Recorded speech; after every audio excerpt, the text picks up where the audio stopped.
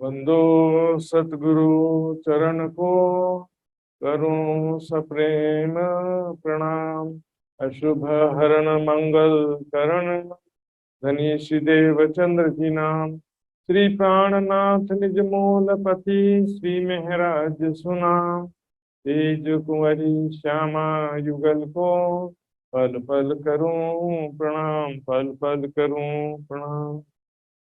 चर्चा प्रारंभ होत है, सुनो साथ चित दे।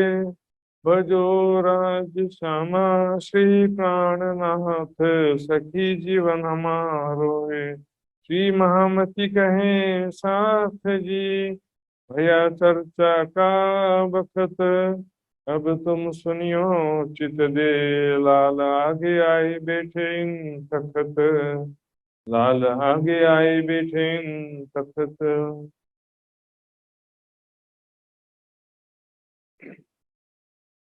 इत मोहम्मद को मिल चले, तब अहमद पाया किताब।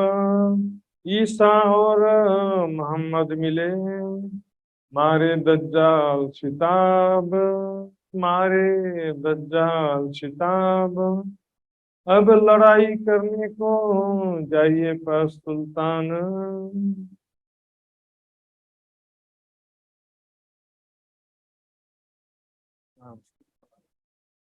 अब लड़ाई करने को मतलब विधान धनी लालदास जी के तन के माध्यम से कह रहे हैं कि ब्रह्म ज्ञान का संदेश देने के लिए भी बहुत संघर्ष करना पड़ता है। उसको कहते हैं धर्म युद्ध।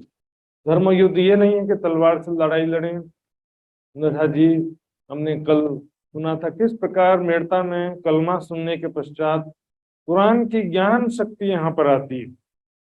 यहाँ पर कोई अक्षर की आत्म या जागृत बुद्धि के आने की बात नहीं है। जो पांच शक्तियां हैं वो ऑलरेडी पहले ही आ चुकी थी। और वो पांच शक्तियां कौन कौन सी थी इसके विषय में भी कल हमने विस्तार से चर्चा किया था। तो अब लालदास जी से कहते हैं श्री प्राणनाथ जी की ये संदेश देने के लिए ब्रह्म ज्ञान का या हिंदू पक्ष और कथित पक्ष के ग्रंथों की एक रूपता का, एकीकरण का ज्ञान, वेद कथित के एकीकरण का ज्ञान देने के लिए सबसे पहले सुल्तान औरंगजेब बादशाह दिल्ली में उसके पास चलते हैं। सबसे पहले उनको दावत करेंगे। और यदि वो आ गया, श्री प्राणनाथ जी की बातों ज्ञान को समझ लिया, सत्य ज्ञान को समझ लेता है, तो क्या होगा, उनके साथ में और दूसरे मुसलमान भी आएंगे प्राणनाथ जी के चरणों में, और साथ साथ में हिंदू भी आ जाएंगे। क्योंकि बादशाह औरंगजेब जब एक मुस्लिम होकर के हिंदू तन में आए, प्राणनाथ जी के चरणों में आएगा, तो फिर हिंदू भी आ जाते। लेकिन ऐसा हो नहीं पाया। राज्य का जैसा हुक्म था, सुंदर साथ ने किस प्रकार पूरा प्रयास किया। और मैंने कई बार कहा है, प्रयास ही हमारी सफलता है। सुंदर साथ सफलता हमारी सफलता नहीं है। जो सफलता प्राप्त होती है वो तो राज्य की होती है। तो ये बात, हमारी बात को समझ लिया और स्वीकार लिया, तो इसमें किसकी बात है? हमारी कुछ भी बात नहीं है, इसमें राज्य की बात होती है। सुंदर साथ जी तो देखेंगे, सुंदर साथ जी औरंगजेब बादशाह के अंदर परमधाम के सकुमार की आत्मा को, यहाँ पर इनको आभास हो गया था श्री प्राणनाथ जी को कि इनके अंदर परमधाम के सकुमार की आत्मा है। इनका इतिहास देखेंगे, मुगल इतिहास। तो मुगल शासन शुरू हुआ था बाबर से, उसके पुत्र थे हुमायूं, फिर अकबर, फिर जहांगीर, फिर शाहजहां। शाहजहां के पुत्र थे औरंगजेब। तो शाहजहां के कुल मिलाकर तीन पुत्र थे, दारा शिकोह, शाह सुजा, सॉरी चार पुत्र थे, एक उसके अतिरिक्त तीन और थे, दारा शिकोह, शाह सुजा और मुराद बख्श। तो इनकी कुल चार भाई थे और तीन बहन थे, जहां आरा, रोशन आरा और गोहन आरा। तो शाहजहां जो है अपने बड़े पुत्र दारा शिकोह को शासन देना चाहता था। तो दारा शिकोह जो है वो बहुत ही उनका क्या कहें, ज्ञान के क्षेत्र में बहुत ही उदारवादी थे। और हिंदू ग्रंथों का भी बहुत सारा अध्ययन किया था उन्होंने। औरंगजेब जैसे, औरंगजेब कैसे थे? षड्यंत्रकारी, छल कपट, राजनीति, गलत तरीके से युद्ध में विजय हासिल किया उन्होंने। और दारा शिकोह को बंदी मृत्यु का सजा दे दिया। अपने पिताजी को, शाहजहां को कैद कर दिया। इस तरह से अब मुराद बख्श को भी फांसी की सजा दे दिया। शाह शुजा युद्ध में हार के बर्मा की तरफ भाग गया था, फिर उसका क्या हुआ पता नहीं। तो इस तरह से तीन बहनें भी तीन भाइयों में बढ़ गई थी। जहां दारा शिकोह की समर्थक थी, उसने कैद, उसको भी कैद में कर लिया। तो उसने अपने पिताजी शाहजहां की सेवा करते हुए 8 वर्ष व्यतीत किया। रोशन आरा औरंगजेब की समर्थक थी, तो गोहन आरा मुराद बख्श की समर्थक थी। इसलिए 3 भाई, 4 भाई और 3 बहनों की स्थिति थी। तो सुंदर शाह जी का समय में क्या, औरंगजेब के विषय में कोई कहता कि बहुत अच्छे थे, हिंदू धर्म के प्रति कभी अत्याचार नहीं किया है। औरंगजेब के विषय में देखेंगे सुंदर साहब जी, मुसलमानों में भी जो सुन्नी मुसलमान के अतिरिक्त तो दूसरे मुसलमान हैं, वो भी कोई अच्छा नहीं मानता उनको। क्योंकि जो शिया मुसलमान हैं, दूसरे सैयद हैं या जो सूफी हैं, उनके ऊपर भी बहुत अत्याचार किया। हिंदुओं के विषय में कोई बोलता है कि वो तो बहुत अच्छे थे, कुछ नहीं किया है, झूठी बातें हैं, अफवाह है। लेकिन प्राणनाथ जी की वाणी में जो बात लिखा है, तो हमारी दृष्टि में वही प्रमाणित है। वन रे जंगल रे हिंदू रहे पर्वतों, हिंदुओं को वन में जंगल में छिप करके कई बार रहना पड़ता था।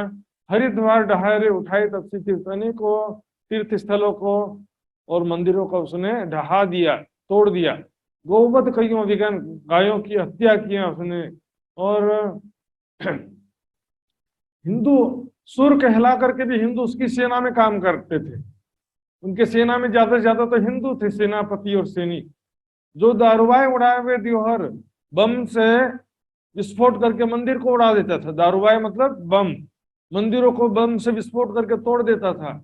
और प्रभु प्रतिमा रे गज पांव बांध के, भगवान की मूर्ति को हाथी के पैर में बांध करके घसीट के खंडित कराए। घसीट के टुकड़े टुकड़े, सीधे नहीं तोड़ता था, बांध करके घसीटता था जमीन में।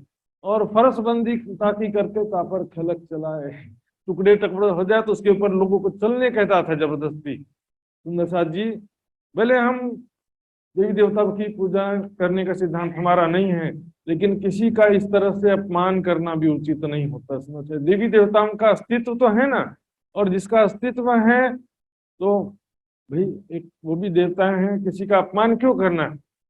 हमको जिसकी पूजा करना करो, किसी का अपमान करने का अधिकार किसने दिया? हिंदुओं पर एक जिजिया कर लगाते थे।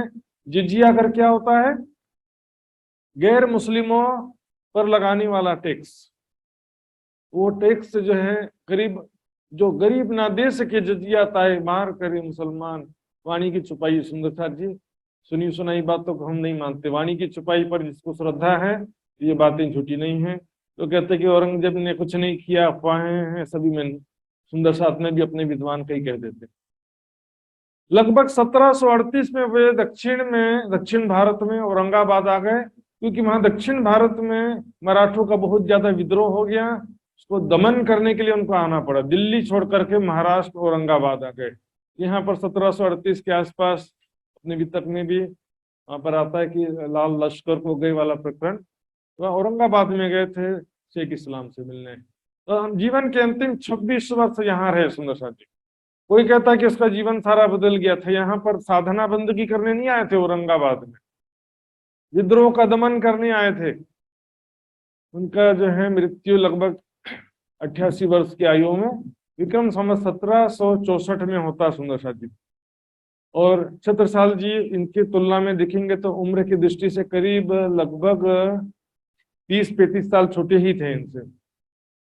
तो इनकी कब्र औरंगाबाद में एक सूफी संत थे शेख बुरहानुद्दीन गरीब के, उनकी इच्छा अनुसार उनके दरगाह के करीब बनाया है। इनका जन्म जो विक्रम संवत 1675 में गुजरात के दाहोद में ही हुआ था।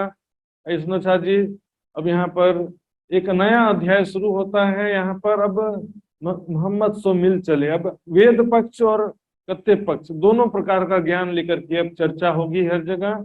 श्री देशचंद जी ने कहा था शकुंडल और सकुमार दो आत्माओं को जागृत करना है, तब खेल देख पीछे फेरे पहुंचे परवरदिगार। तभी ये दो आत्माएं जागृत होंगी, उस समय सारी आत्माएं भी जागृत हो जाएंगी और फिर खेल देखकर अपने निज घर में जागृत होंगे। कुली दज्जाल को मारिए करत बैत फैली बाहर, सबके हृदय में बैठकर सबको भ्रमित कर रहा है, सबकी बुद्धि को माया की तरफ खींच रहा है। मेड़ते से चले जब गोकुल मथुरा आगरे आए पहुंचे तब।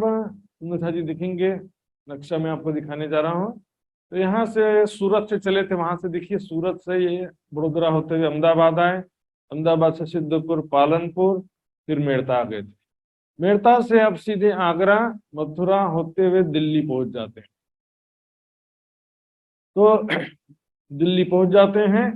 इस समय कुछ सुंदर साथ जो पहले सूरत से नहीं चले थे, उस पीछे से भी कई सुंदर साथ आना लगा रहता है। चिंतामणि जी, लालमन जी, ये सब ठट्टा नगर के सुंदर साथ आते हैं। और कुछ सुंदर साथ 2 बरस रहे, पीछे माया के लहर में रह ना सके, उसे माया की इच्छाएं जागृत हो गई, वापस जाना पड़े इनको।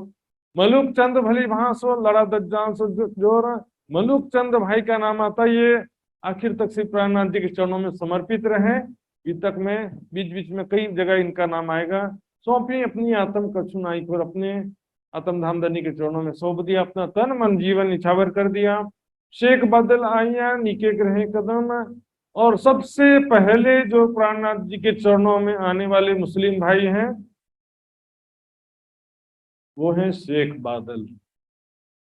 शेख बादल खान इनका पूरा शुद्ध नाम है। तो इन्होंने नीके ग्रह कदम, अच्छी तरह से समर्पित होकर के, ऐसा नहीं दिखावा से या ऊपरी पहचान से नहीं, लड़ा दज्जाल से सन्मुख, एक मुसलमान होकर के इस्लाम से विपरीत जाना, इस्लाम से तो नहीं विपरीत है लेकिन जाहिरी मुसलमानों के विपरीत जाना बड़ा, उनका जो सिद्धांत है, तरीका है, बहुत मुश्किल होता है।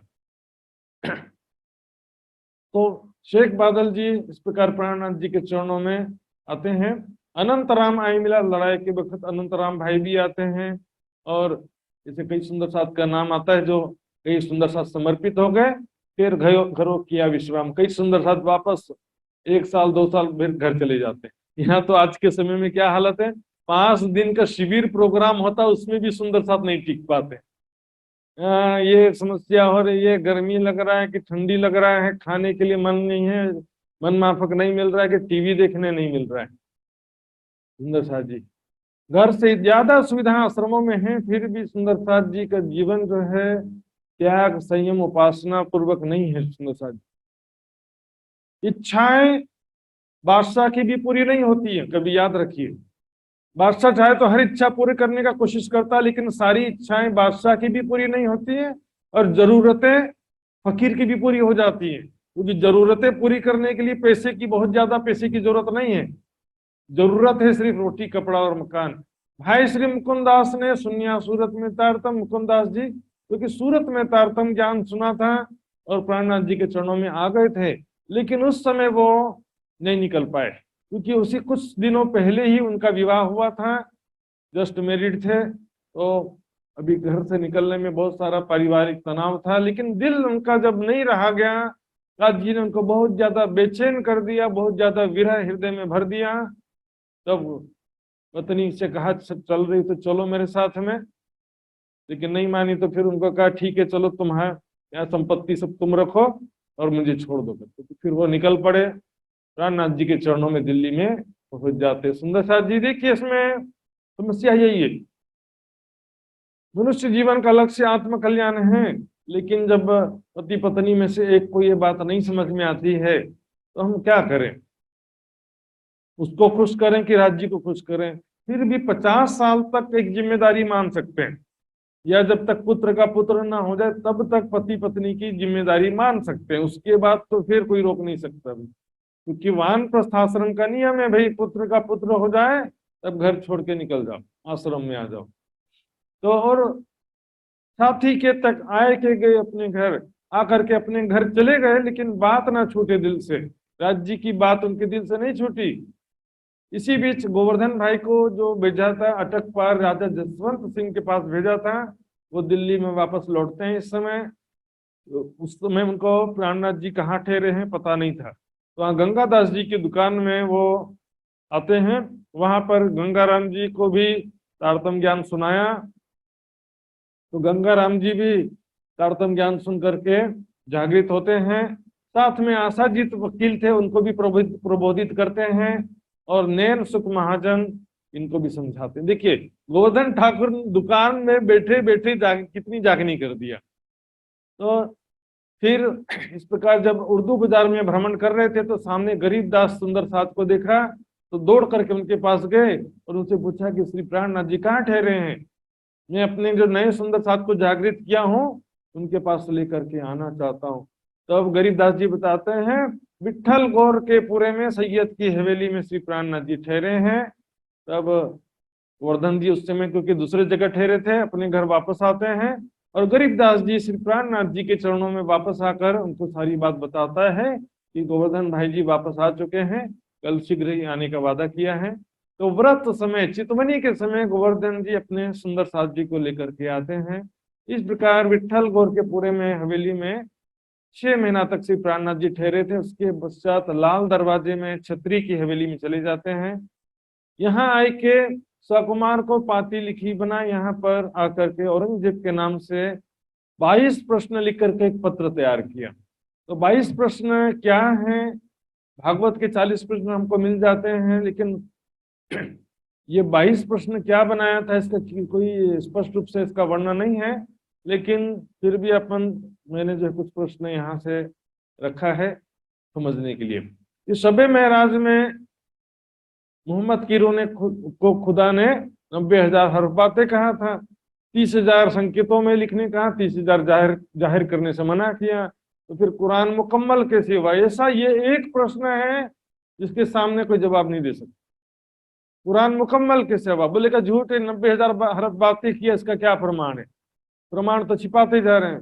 रसूल अंबिया में उर्दू का जो संस्करण है उसमें उर्दू भाषा में लिखा है, हिंदी वाले में हटा दिया है। इसके अलावा मैंने बताया था कंजुल ईमान कुरान जो है उसकी व्याख्या में भी इसका जिक्र आता है। दूसरा प्रश्न, जिससे जिब्रील अर्श आजम नहीं जा सकता तो कुरान का ज्ञान कहाँ से लाता था? या अक्षर के पास से लाता था या बेहद मंडल से लाता था? क्योंकि ये जो है इसका कनेक्शन है दिल से होता है। उसको परम धाम का एंट्री गेट सरवर सागर नहीं है सुंदर साथ जी। लोग सोचते सरवर सागर एंट्री गेट है, नक्शा को ऐसे दिखाते हैं। नक्शा यदि परम धाम है भी तो फ्लैट होगा ना, ऐसे ऐसे खड़ा हुआ थोड़ी रहेगा। तो उसका परम धाम और बेहद मंडल के बीच में कोई कोई बोलते हैं 3 सीढ़ियां चढ़ के बेहद मंडल से परम धाम आ गए। तो ये बेहद मंडल अंतस्करण है। मैं अपने अंतःकरण से साक्षात में का सीढ़ी चढ़ के आऊंगा? अंतःकरण भी अंदर होता है, स्वप्न भी अंदर होता है। तो जिब्रील जोश की शक्ति राज्य की ही धनी की जोश की शक्ति है, राज्य के दिल से उसका कनेक्शन होता है। 1000 महीने से बेहतर कद्र की रात जो कही गई है वो कौन सी रात है जिसमें फरिश्ते और रूहें अपने रब के हुक्म से उतरते हैं? रूहें शब्द यहाँ पर है, लेकिन वो व्याख्या करते हैं रूह, एक वचन में अर्थ कर देते हैं और उसको जिब्रील पर घटा देते हैं, क्योंकि जिब्रील को रूह भी कहा है, फरिश्ता भी कहा है। ये रूहें और फरिश्ते कौन है, कहाँ से धरती पर उतरते हैं? ऐसे प्रश्न खुदा ने 6 दिनों में सृष्टि का रचना किया है, ऐसा कुरान में लिखा है। लेकिन उस समय तो दुनिया के दिन तो बने ही नहीं थे, तो 6 दिन कौन से दिन की बात है? और खुदा को जब कुछ काम करना होता है तो वो कह देता कुन अर्थात हो जा। तो 6 दिन टाइम लग गया, परमात्मा को सृष्टि रचना में 6 दिन टाइम लगता है। तो विचारने की बात है सुंदर साहब जी। ऐसा खुदा का कहा जाता है बार बार, अर्श आजम का दुल्हा बड़ी चीज है, कवाली भी गाते हैं। तो खुदा का अर्श क्या है? लिखा है इसमें, देखिए यहीं पर लिखा है, जिसने आकाशों और धरती को 6 दिनों में पैदा किया फिर अर्श में विराजमान हुआ। तो अर्श का अर्थ वो क्या करते हैं? सिंहासन कर देते हैं। इस सिंहासन पर विराजमान हुआ। यदि खुदा का सूरत ही नहीं है, निराकार है, तो सिंहासन पर विराजमान होने की क्या जरूरत है? निराकार नासुत मलकुत जबरूत से पहले लाहुत कहा गया है, तो लाहुत कहाँ पर है? सिदरतुल मुंतहा कहाँ है? सबसे ऊपर जन्नत जहाँ पर मोहम्मद साहब शबे मेराज में गए थे, वो तो यहाँ पर कण कण में जो सब घटा देते हैं, यहाँ तो दर्शन नहीं किया उन्होंने। तो कहीं तो गए थे ना खुदा का दर्शन करने। तो खुदा का वो धाम अर्शी आजम कहाँ पर है, इस बारे में अनुमान ही सब चलते रहता। सुंदर साहब जी, खुदा की सूरत यदि नहीं है तो आदम पैगंबर को शफीउल्लाह क्यों कहा गया? खुदा जैसी सूरत वाला क्यों कहा गया? खुदा की सूरत है तब तो खुदा जैसी सूरत वाला कहा गया ना। ओल्ड टेस्टामेंट में लिखा भी है कि परमेश्वर ने मनुष्य को अपनी प्रतिकृति के रूप में बनाया है। परमेश्वर का प्रतिकृति मनु प्रतिबिंब जैसा। इमाम मेहदी साहिबुज्जमा किससे तालीम हासिल करेंगे और दिन को ताजा करेंगे? क्योंकि लिखा कि इमाम मेहदी साहिबुज्जमा को किसी लौकिक काजी या मौलवी से तालीम या ज्ञान प्राप्त नहीं होगा, डायरेक्ट खुदा से ज्ञान प्राप्त होगा। तो जाहिर देखिए, दो ज्ञान प्राप्त होने का दो सोर्स है, दो तरीका हो गया। एक तो मैं कहीं से तालीम लेकर के ज्ञान प्राप्त करूं, और एक तो खुदा की मेहर से, राज्य की शक्ति से मुझे ज्ञान प्राप्त हो। तो क्या दोनों ज्ञान एक जैसा होगा? जो काजी मौलवी ज्ञान सिखा रहे हैं वो ज्ञान और खुदा की मेहर से प्राप्त होने वाला ज्ञान, क्या दोनों ज्ञान एक होने वाला कभी जिंदगी में? क्या इमाम मेहदी को भी काजी मौलवियों के अनुसार चलना पड़ेगा? ऐसी स्थिति आ गई है। वो जब तक सर्टिफाई नहीं करेंगे तो उनको इमाम मेहदी कोई मान नहीं सकता, ऐसा भी हो जाता है। मतलब साथ में भी यही बात है, वाणी में भी कहा है कि इल्म की बारीकियां हक दी आवत न सीखे सिखाए, न सोहबत हक में सिपायत। हमारे अंदर विरह वैराग्य है, तड़प है, सेवा समर्पण है, तो स्वयं राज्य महाराज वाणी में भी और दिल में दोनों जगह विराजमान होकर के आपको समझाएंगे सुनो साथी। बाकी सीखा सीखा रटा रटाया ज्ञान जो है वो, उससे हम कुछ तो सीख सकते हैं, लेकिन ज्ञान ज्ञान के चरम स्तर पर नहीं पहुंच सकते। ज्ञान सेवा चितवनी के चरम स्तर पर पहुंचना है तो वाणी मंथन के सिवा कोई विकल्प नहीं। वाणी मंथन के बिना चितवनी कभी मार्ग प्रशस्त नहीं होता है।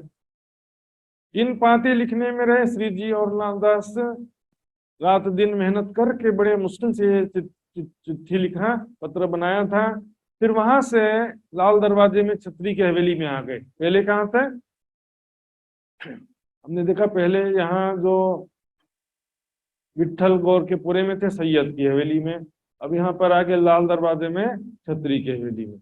वहां पर अब सुंदर साथ से विचार विमर्श करते हैं कि हमने ये 22 प्रश्न बनाया है, क्या विचार, इसको कैसे आगे कार्य को बढ़ाया जाए, औरंगजेब तक कैसे संदेश पहुंचाया जाए। तो वहां पर जो नए नए जागृत हुए थे, आशाजीत नाम के वकील थे पेशे से, हिंदू भी थे, और प्राणनाथ जी के चरणों में आते हैं। तो प्राणनाथ जी ने कहा कि इसको ज्यादा अनुभव होगा, दिल्ली का रहने वाला है और औरंगजेब के यहाँ पर बातें भी कुछ जानता ही है।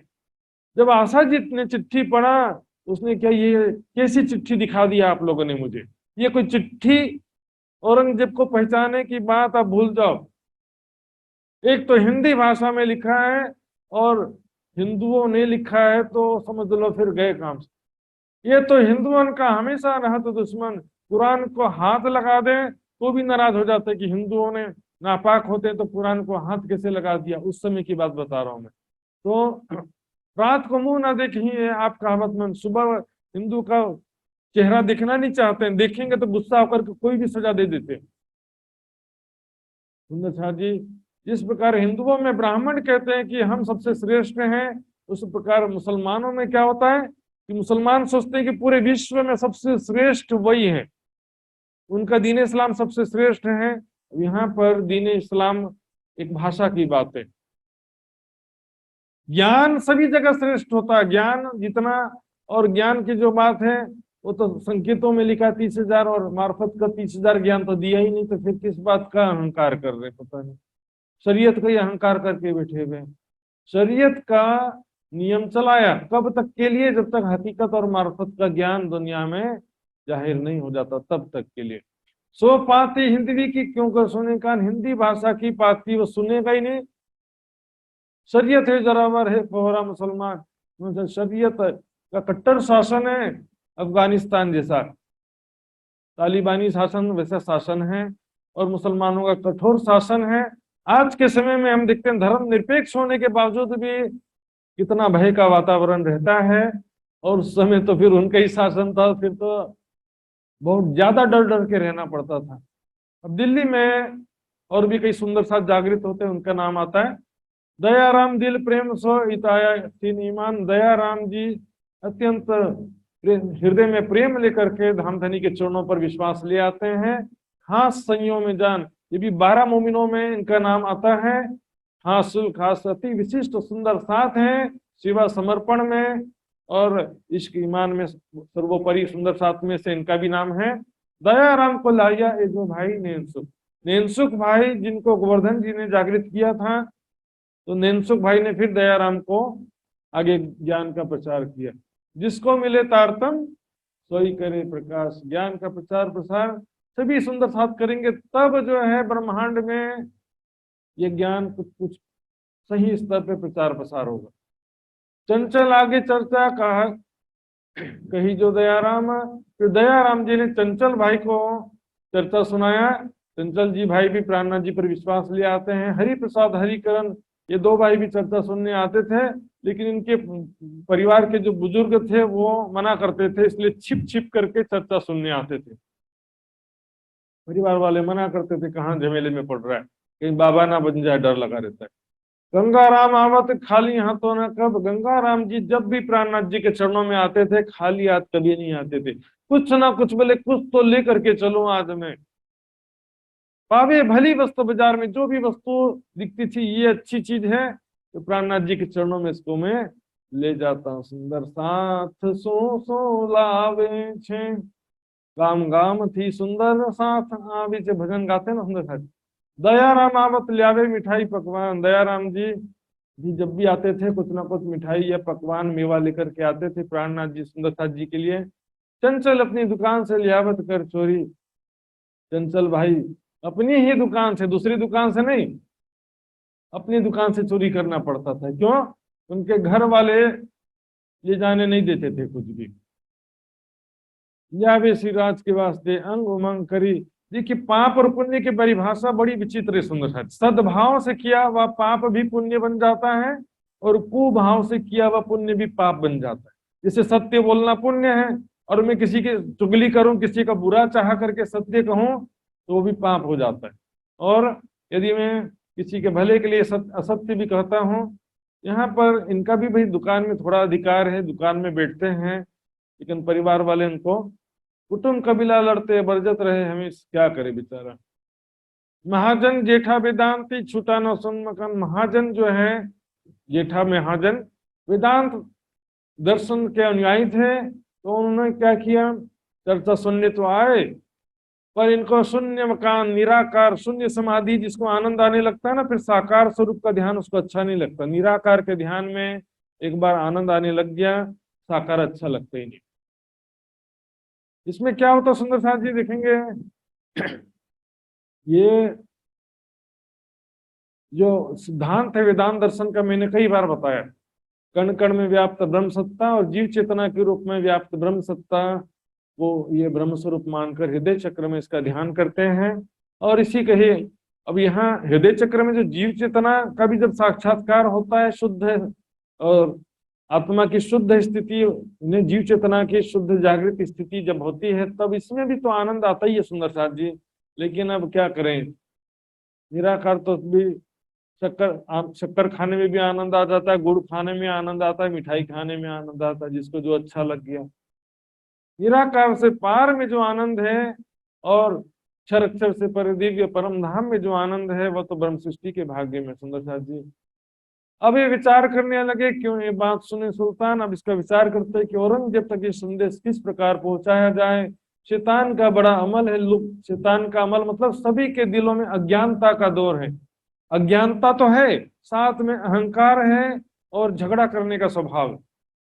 अज्ञानता होना सिर्फ प्रॉब्लम, पूरा प्रॉब्लम नहीं है। अज्ञानता तो है लेकिन मैं सब जानता हूं, तुमने कैसे इस्लाम का निंदा कर दिया। भाई इस्लाम का निंदा, किसका निंदा कर दिया साथ जी?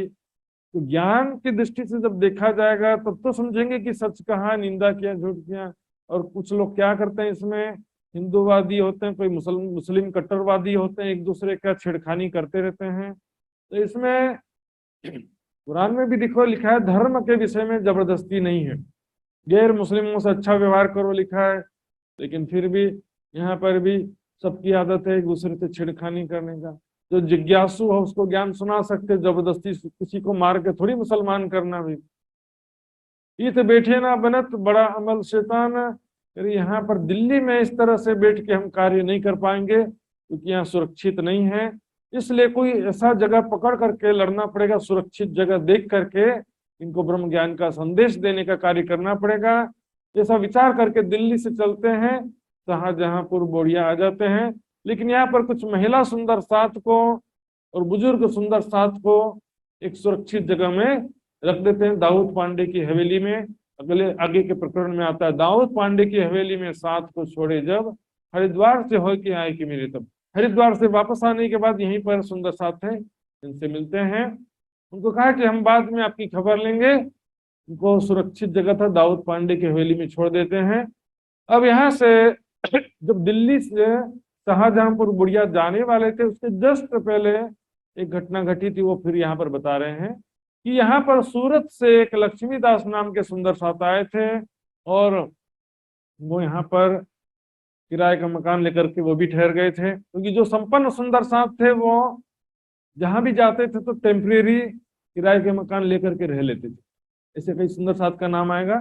तो लक्ष्मीदास के घर में ने उपली दृष्ट भई जो, वहां पर आड़ी का लीला शुरू हो गई।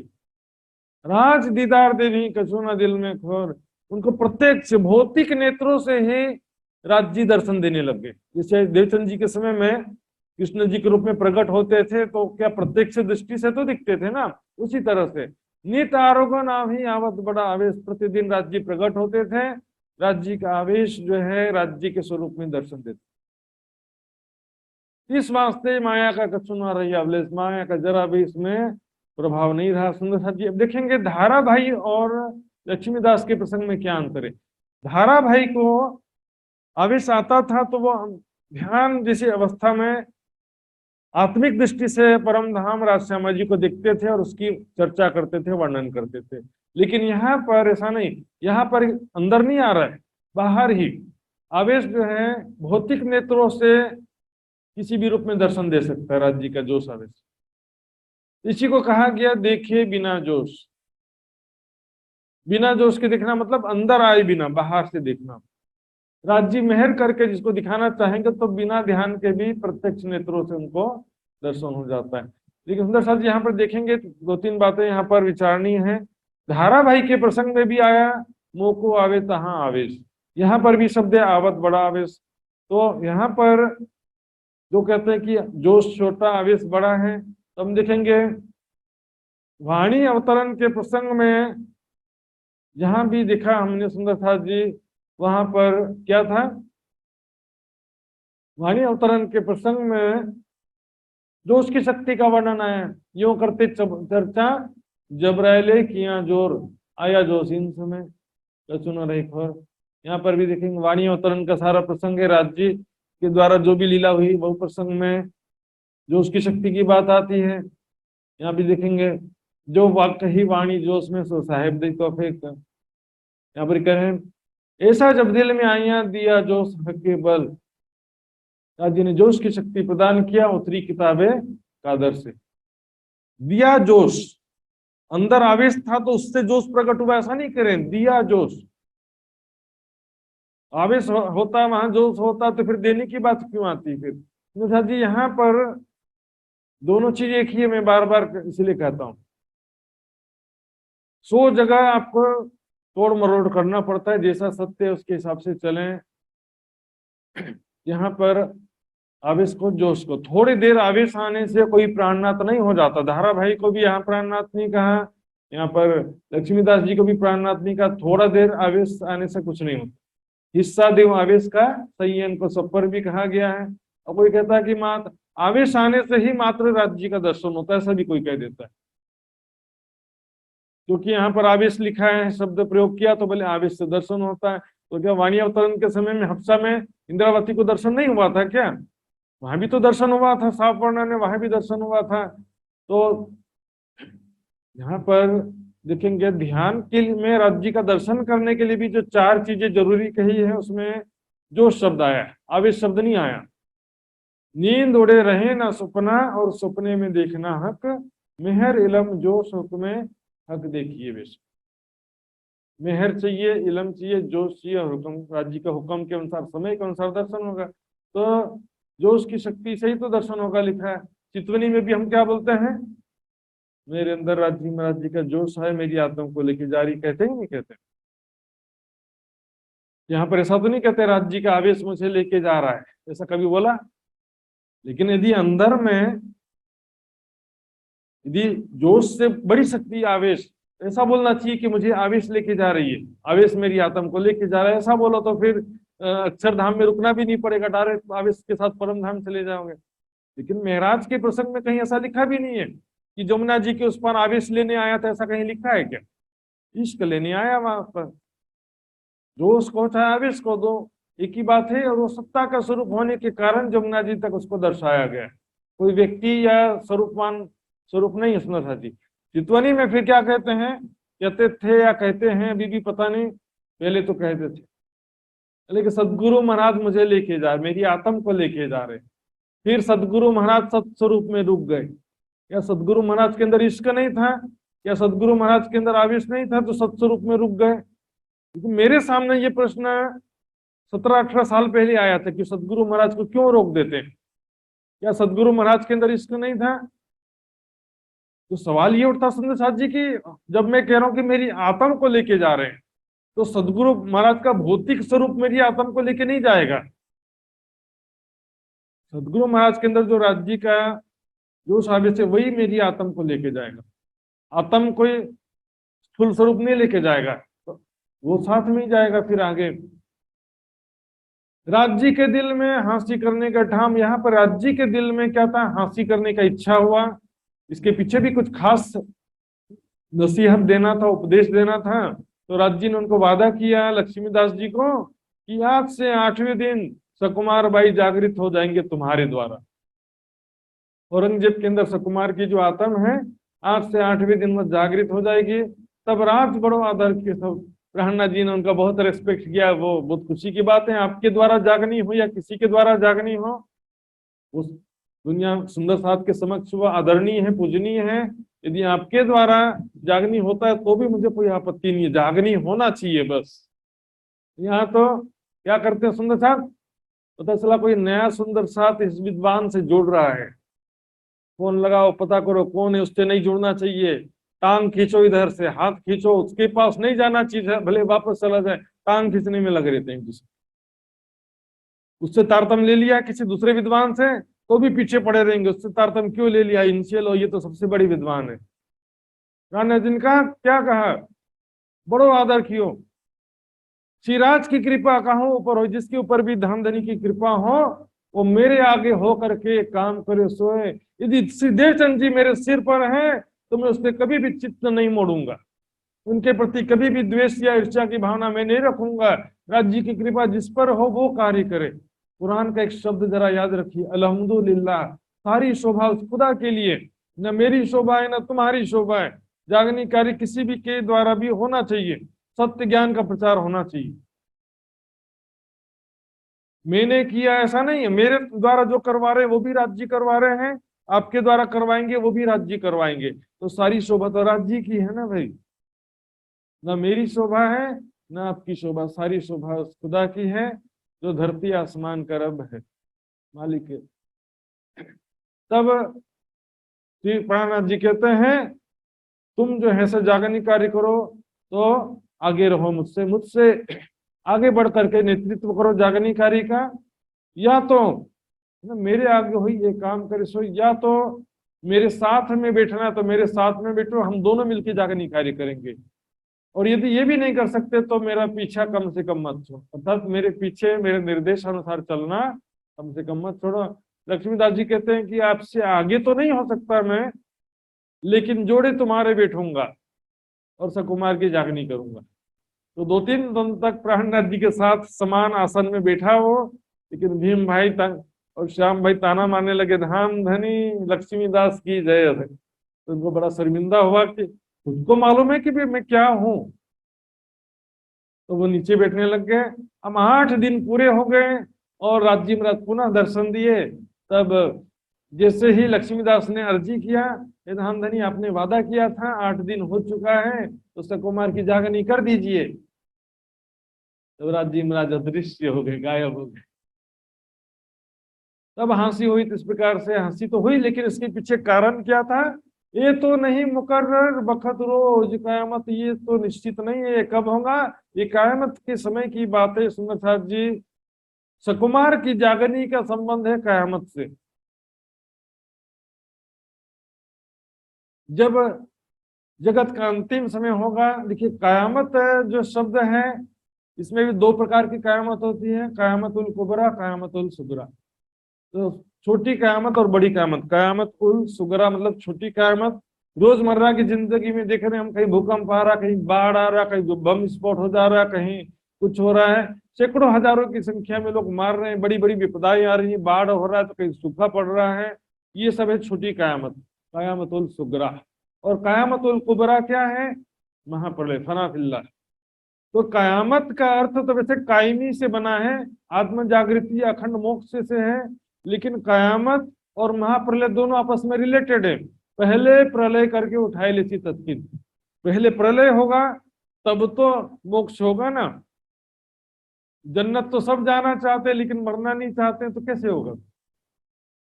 तब दिल्ली से चल के शाहजहांपुर बुढ़िया पहुंच जाते हैं। तो शाहजहांपुर बुढ़िया कहाँ है? फिर से नक्शा देखिए सुंदर शाह जी, ये देखिए, दिल्ली से ऊपर ये बुढ़िया गांव है, लगभग सहारनपुर के पास में है। यहाँ पर आ जाते हैं, यहाँ से फिर हरिद्वार जाते हैं।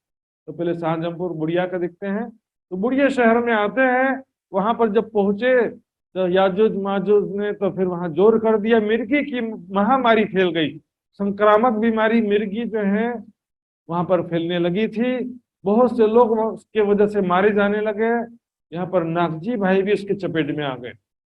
मलकल मौत झलूपिया, मृत्यु लगता था कि अब मरे कि तब मरे।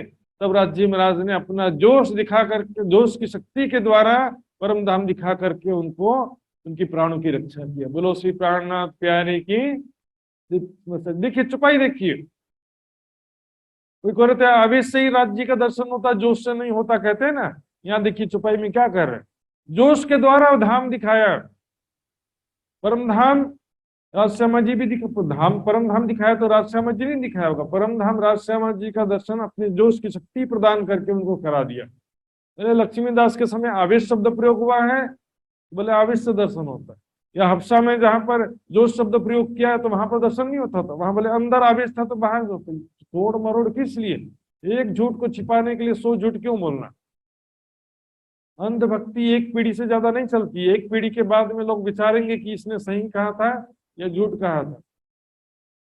यहाँ से निर्मल दास को और जने जो 4 खड़कारी राजा पास भेजे कर विचार, यहाँ से निर्मल दास और 4 लोगों को खड़कारी के राजा के पास भेजते, शायद उनके अंदर कोई परम धाम की आत्म हो। इस प्रकार से वहां पर भी कोई पॉजिटिव संकेत नहीं मिल पाया, उनका भी कुछ अच्छा संकेत, उनका रिजल्ट अच्छा नहीं मिला, उन्होंने कोई जिज्ञासा नहीं लिया। तब विचार करके जो सिर पर थे सुकन, तब विचार करते कि हमारे सिर पर एक जिम्मेदारी है, राज्य का हुक्म है, ये ज्ञान का संदेश तो औरंगजेब तक कैसे भी पहुंचाना पड़ेगा। सो शोभादई मोहम्मद को पहचान करे मोहम्मद मोमिन। कुरान के अनुसार मोहम्मद ही आखिर में शिफायत करेंगे, वही सबको दोजख से छुटकारा दिलाएंगे। यहाँ पर हकी सूरत, मोहम्मद ही हकी सूरत के रूप में यहाँ पर अब ये कार्य करेंगे, शिफायत करेंगे, अर्थात सभी को ब्रह्म ज्ञान प्रदान करना है, उनके द्वारा ही सबको ब्रह्म ज्ञान प्राप्त होगा। तो शब्द फेर के किए जब तैयार, जो 22 प्रश्न थे वो हिंदी भाषा से उसको फारसी भाषा में तैयार कर दिया, अनुवाद करवा दिया। और भीमलाल दास जी को कहा जाओ दिल्ली जाओ, बूढ़िए शरतन को दिल्ली की तरफ भेजा, जब कोशिश करो वहां पर पैगाम पहुंचाने का। तो दिल्ली तो आ गए, लेकिन दिल्ली में जैसे ही पहुंचे, पीछे से जब रैली दिया, जब इल्हाम पीछे से, जो उसकी शक्ति देखिए, कोई आकर के प्राणनाथ जी से जिब्रील भौतिक रूप से नहीं बोल रहा है कि हाँ ऐसा है उनको बुला लो, ऐसा नहीं बोल रहा है। जो शक्ति अंदर आती है और अंदर से प्रेरणा होती है, मैंने बताया था जैसे ईश्वरीय स्वप्न के जैसे अंत प्रेरणा होती है कि कुछ वहां पर गड़बड़ होने वाला है, आभास हो जाता है, भविष्य में होने वाली घटना का राज्य की शक्ति से आभास हो जाता है। उसी तरह से यहाँ पर उनको पता चला कि वहां पर अभी पैगाम भेजा तो है और होवेगा नहीं काम। तो पीछे से तुरंत कांजी भाई को भेजा कि जाओ तुरंत उनको बुला ले आना, तुमको पैगाम देने का हुक्म हुआ मनसुख, तुमको पैगाम पहुंचाने का जो हुक्म दिया था वो अब कैंसिल, रद्द हो जाता है। तो तुम्हारी बात नहीं मानेगा, बल्कि हो सकता है कि तुम्हारे ऊपर कुछ अत्याचार कर दें, पड़ेगी इनसे चूक, गलती हो जाएगी इनसे। तब वो उनको वापस बुला लेते हैं।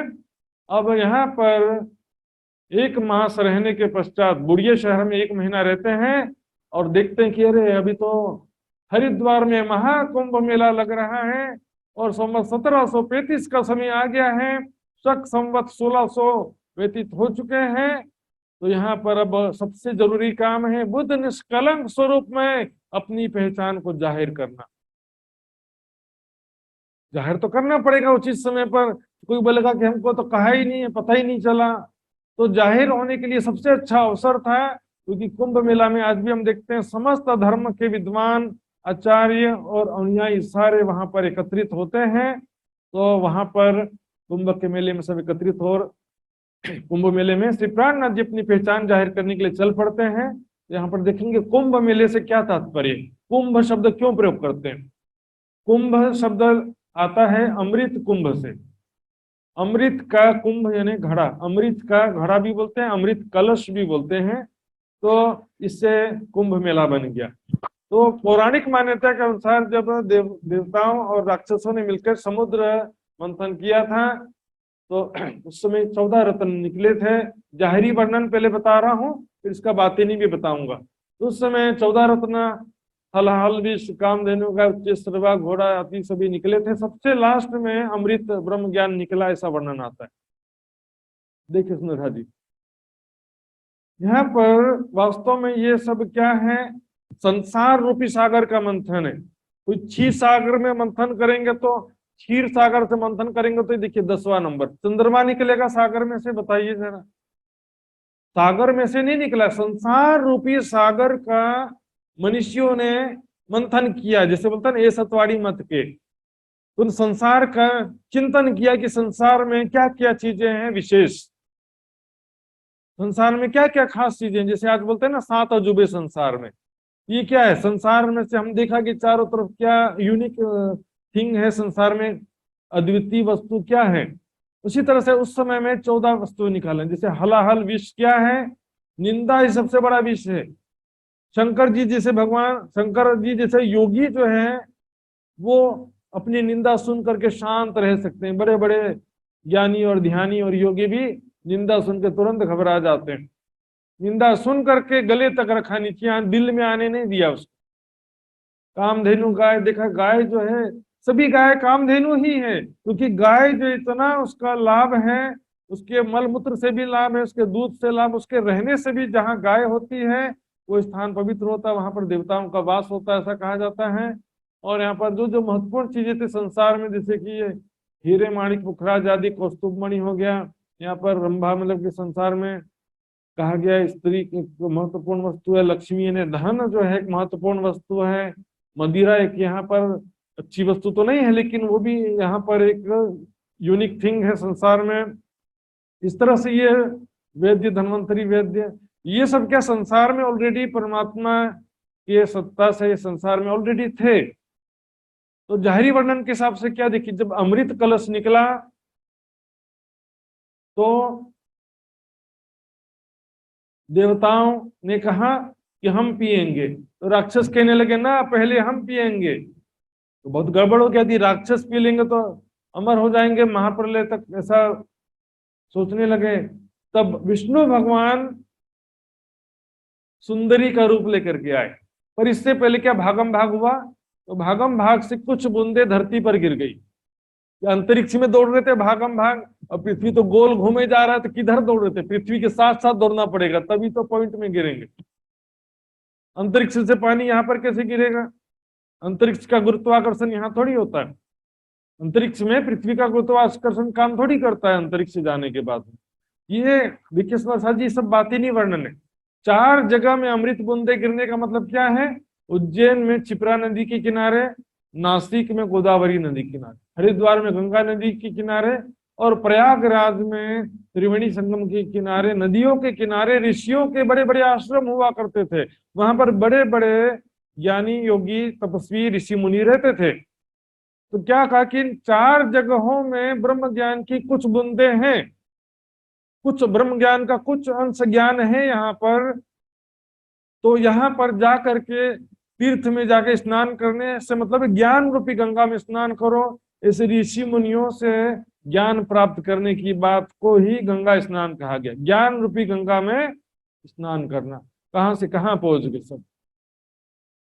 गंगा गए गल मुक्ति नाई, जो 100 डुबकी लगाइए, राम तेरी गंगा मेली हो गई पापियों के पाप धोते धोते। लेकिन पापियों का पाप खत्म ही नहीं हुआ। जी अज्ञान जनित मान्यता में सब लगे हुए हैं। शंकर भगवान ने पार्वती जी को क्या कहा? अमर कथा। किसका ध्यान करते हैं? वो है अमर कथा, ब्रह्म ज्ञान। उसी को ही यहाँ पर ज्ञान रूपी, ब्रह्म ज्ञान रूपी अमृत कहा, ज्ञान रूपी गंगा कहा। सुंदरता जी, यदि माना जाए कि बहुत लाखों वर्ष पूर्व बूंदे नदियों में गिरी भी थी, वो नदी तो कहाँ चले गए? अब कितने बार सूखा पड़ चुका है, कितने बार बाढ़ आ चुका है, बूंदे कहाँ होंगी? वो बूंदों को यदि पी भी लें तो इस अमृत का पान करने वाले देवता जाहरी वर्णन के अनुसार कहाँ है? स्वर्ग में। स्वर्ग का तो निमित्तिक प्रलय में भी लय होता है, और प्राकृतिक प्रलय में तो वैकुंठ का भी लय हो जाता है। महाप्रलय तो उसके बाद भी बाकी है। तो जी सारभूत संसार सागर में चिंतन किया। अब देखिए, जैसे लक्ष्मी की बात है, तो लक्ष्मी क्या समुद्र से प्रकट होने की बात नहीं है। लक्ष्मी क्या, पैसा किसके पास रहता है? विष्णु भगवान, मतलब सतो गुण प्रधान विष्णु भगवान, ये अलंकारिक वर्णन है। तो सात्विक व्यक्ति, उसके पास पैसा ठहरता है। विलासी व्यक्ति और दुरुपयोग करने वाले व्यक्ति के पास पैसा ठहरता नहीं है, या उसके किसी काम आता नहीं है। सुंदरता जी, ज्ञान को ही गंगा कहा गया है। ज्ञान के द्वारा सभी कर्मों का बंधन नष्ट होने की बात ग्रंथों में लिखी है। गंगा नदी में नहाने से कर्म बंधन नष्ट होता है या पाप नष्ट होते हैं, ऐसा कहीं नहीं लिखा है। ज्ञान अग्नि सर्व कर्माणी भस्मसात कुरुते, ज्ञान रूपी अग्नि में सारे कर्मों को जलाकर भस्म कर दो, लिखा है। इस प्रकार शालीवाहन राजा के 1600 वर्ष पूर्ण हो गए। इस समय में मैंने प्रमाण पहले भी बताया था, शालीवाहन साकात तो गर्षो शकम शतम जीवो दराय ब्रह्मांडे कल की प्रादुर्भविष्यति। शालीवाहन राजा के 1600 वर्ष व्यतीत होने पर समस्त जीवों के उद्धार के लिए ब्रह्मांड में कल्कि का अवतरण होगा। इसी तरह से विक्रमादित्य के विषय में भी आता है, परस्पर विरोधे च अवरंगत्यो भवद्गीता। यहाँ पर मही तले जब म्लेच्छा नाम राज्य वंश प्रवर्तित है। धरती पर जब म्लेच्छों का राज्य होगा, आपस में परस्पर विरोध है, आपस में धर्म का विरोध होगा, उस समय औरंगजेब का राज्य होगा। विक्रमस्य गति अपदेश सप्तदशाश्च त्रिकमयता। विक्रम संवत 1735-38 का समय होगा। उस समय बुद्ध ईश्वरों के बुद्ध निष्कलंक स्वरूप जो ईश्वरों के भी ईश्वर हैं, वो जगत में प्रकट होंगे। और जिद भई फिर कंसो, विभिन्न धर्माचार्यों से ज्ञान की जिद होना। जिद होना मतलब अपनी बात कर जाना, मैं जो बोल रहा हूँ सही बोल रहा हूँ, इसको बोलते हैं जिद करना। ज्ञान जो है, आगे भी लास्ट में भी छुपाई आती है, कहाँ तमाशा देख के फेर के किया विचार। यहाँ पर हम देखेंगे कि बहुत कोई पॉजिटिव या सारे आचार्य श्री जी के चरणों में समर्पित हो गए, ऐसा भी नहीं था। हालांकि प्रश्नों का जवाब भी नहीं दे सके, लेकिन सद्भावना भी उनके अंदर नहीं दिखाई दी। तो सुंदर जी यहाँ पर ध्यान देंगे, जैसे यहाँ पर आया ईश्वरों का ईश्वर। ईश्वर शब्द जो है अलग अलग संप्रदायों में अलग अलग टारगेट के लिए प्रयोग होता है, अलग अलग लक्ष्य के लिए। जैसे मैंने पहले भी बताया कि शिव शब्द शंकर भगवान के लिए भी प्रयोग होता है, शिव शब्द परमात्मा के लिए भी होता है। उसी प्रकार यहाँ पर ईश्वर शब्द संन्यास मत में या वेदांत दर्शन के मान्यता में आदि नारायण के लिए प्रयोग किया जाता है। लेकिन हम देखेंगे आर्य समाज में और कई मत में ईश्वर शब्द परमात्मा के लिए भी प्रयोग होता है। मेल कलयुग असुराई देशी मुक्त सबो जगदीश। जगदीश मतलब जगत का जो ईश्वर है। तो यहाँ पर देखेंगे योग दर्शन में भी ईश्वर परिणिधान शब्द है, अर्थात ईश्वर यानी परमात्मा के प्रति समर्पण की भावना है। तो यहाँ पर ईश्वर शब्द से नारायण का भाव नहीं लिया जाता है। नारायण को ईश्वर जो कहते हैं, कुछ लोग कहते हैं, सारे लोग नहीं मानते। जैसे कि हम देखेंगे क्या कहा, पूर्ण ब्रह्म ब्रह्म से न्यारे। इस चौपाई के आधार पर क्या बोल सकते हैं कि ब्रह्म अक्षर को कहा जाता है, राज्य को ब्रह्म कहा जाता नहीं है। राज्य तो क्या है, पूर्ण ब्रह्म है, जो कि ब्रह्म से न्यारे हैं। लेकिन आगे और चौपाई देखेंगे, प्रेम ब्रह्म दो एक है सो दो दुनी में ना है। यहाँ पर प्रेम ब्रह्म एक है, अक्षर ब्रह्म के लिए नहीं कह रहे हैं, तो अक्षरातीत परमात्मा के लिए कह रहे हैं। इसलिए क्या होता है, शब्द जो है ब्रह्म भी पूर्ण ब्रह्म भी तो ब्रह्म ही है ना। ईश्वरों के ईश्वर हो चाहे जगत के ईश्वर हो, ईश्वर शब्द बोलने वाले पे डिपेंड करता है कि वो किसका टारगेट लेके बोल रहे हैं। यहाँ पर 4 संप्रदाय आए थे हरिद्वार के मेला में, 6 दर्शन के विद्वान भी आए थे, 10 नाम सन्यासी भी आए थे। एक एक करके सबसे वार्ता होगा। सबने देख श्री राज को कीनी दिल शक, सबने श्री प्राणनाथ जी को जब देखा, उनकी वेशभूषा सबसे डिफरेंट थी। सभी धर्मावलंबी मत पंथों के विद्वानों की एक निश्चित वेशभूषा होती, जिससे पता चलता है कि ये कौन से संप्रदाय का विद्वान है, कौन से मत पंथ का मानने वाला है। तिलक का कोई संकेत होता है या तो कपड़े का कोई कलर का संकेत होता है, जिससे पता चलता है कि संप्रदाय की निश्चित वेशभूषा है। लेकिन प्राणनाथ जी और सुंदर साहब जो गए थे वो सभी सफेद वस्त्रों में गए थे, उनकी वेशभूषा किसी से भी नहीं मिलती थी। तो कीनी दिल शक, और सबने संशय किया कहीं ये तो औरंगजेब के भेजे हुए तो नहीं है। औरंगजेब, फिर यदि औरंगजेब भेजा होगा तो फिर तो गड़बड़ा हो जाएगा। हमेशा औरंगजेब भेजता है और क्या करता है, औरंगजेब हमारे कार्यक्रम में विघ्न डाल देता है, बाधा डाल देता है। तो सब मिलकर कहते हैं, संत जनों आप सभी जो है कुछ ऐसा दिखाई देता कि आप लोग कोई नई मान्यता या नए संप्रदाय के मानने वाले हैं। आपके विषय में हमने अब तक कभी देखा सुना नहीं है। कृपया करके झाड़ो दीजिए, अपना परिचय दीजिए। आप हम में से किसी संप्रदाय या मत पंथ के लगते नहीं हैं। तब श्री प्राणनाथ जी कहते हैं, आप सभी सब प्राचीन और पुरातन संप्रदाय हैं, प्राचीन संप्रदाय हैं, मत पेंडे वाले हो, आप सभी प्राचीन संप्रदाय हो। तो कृपया करके आप हमें समझाओ अपना इष्ट, अपने धर्म के विषय में। सो कहो हमें समझाए के, और प्यार से समझाओ। हमारी जो जिज्ञासा उसको क्रोध अहम को छोड़ कर समझाओ। क्रोध ना करना, अहंकार भी ना करना, प्रेम से समझाओ। चित्त सो कहो समझाओ, दिल से समझाइए। और कहो यथार्थ वेद ले, वेद यानी हिंदू धर्म के जो भी ग्रंथ हैं, यदि वेदों को मानते तो वेदों का प्रमाण दो, पुराणों के आधार पर कह रहे हो तो पुराणों का प्रमाण दो।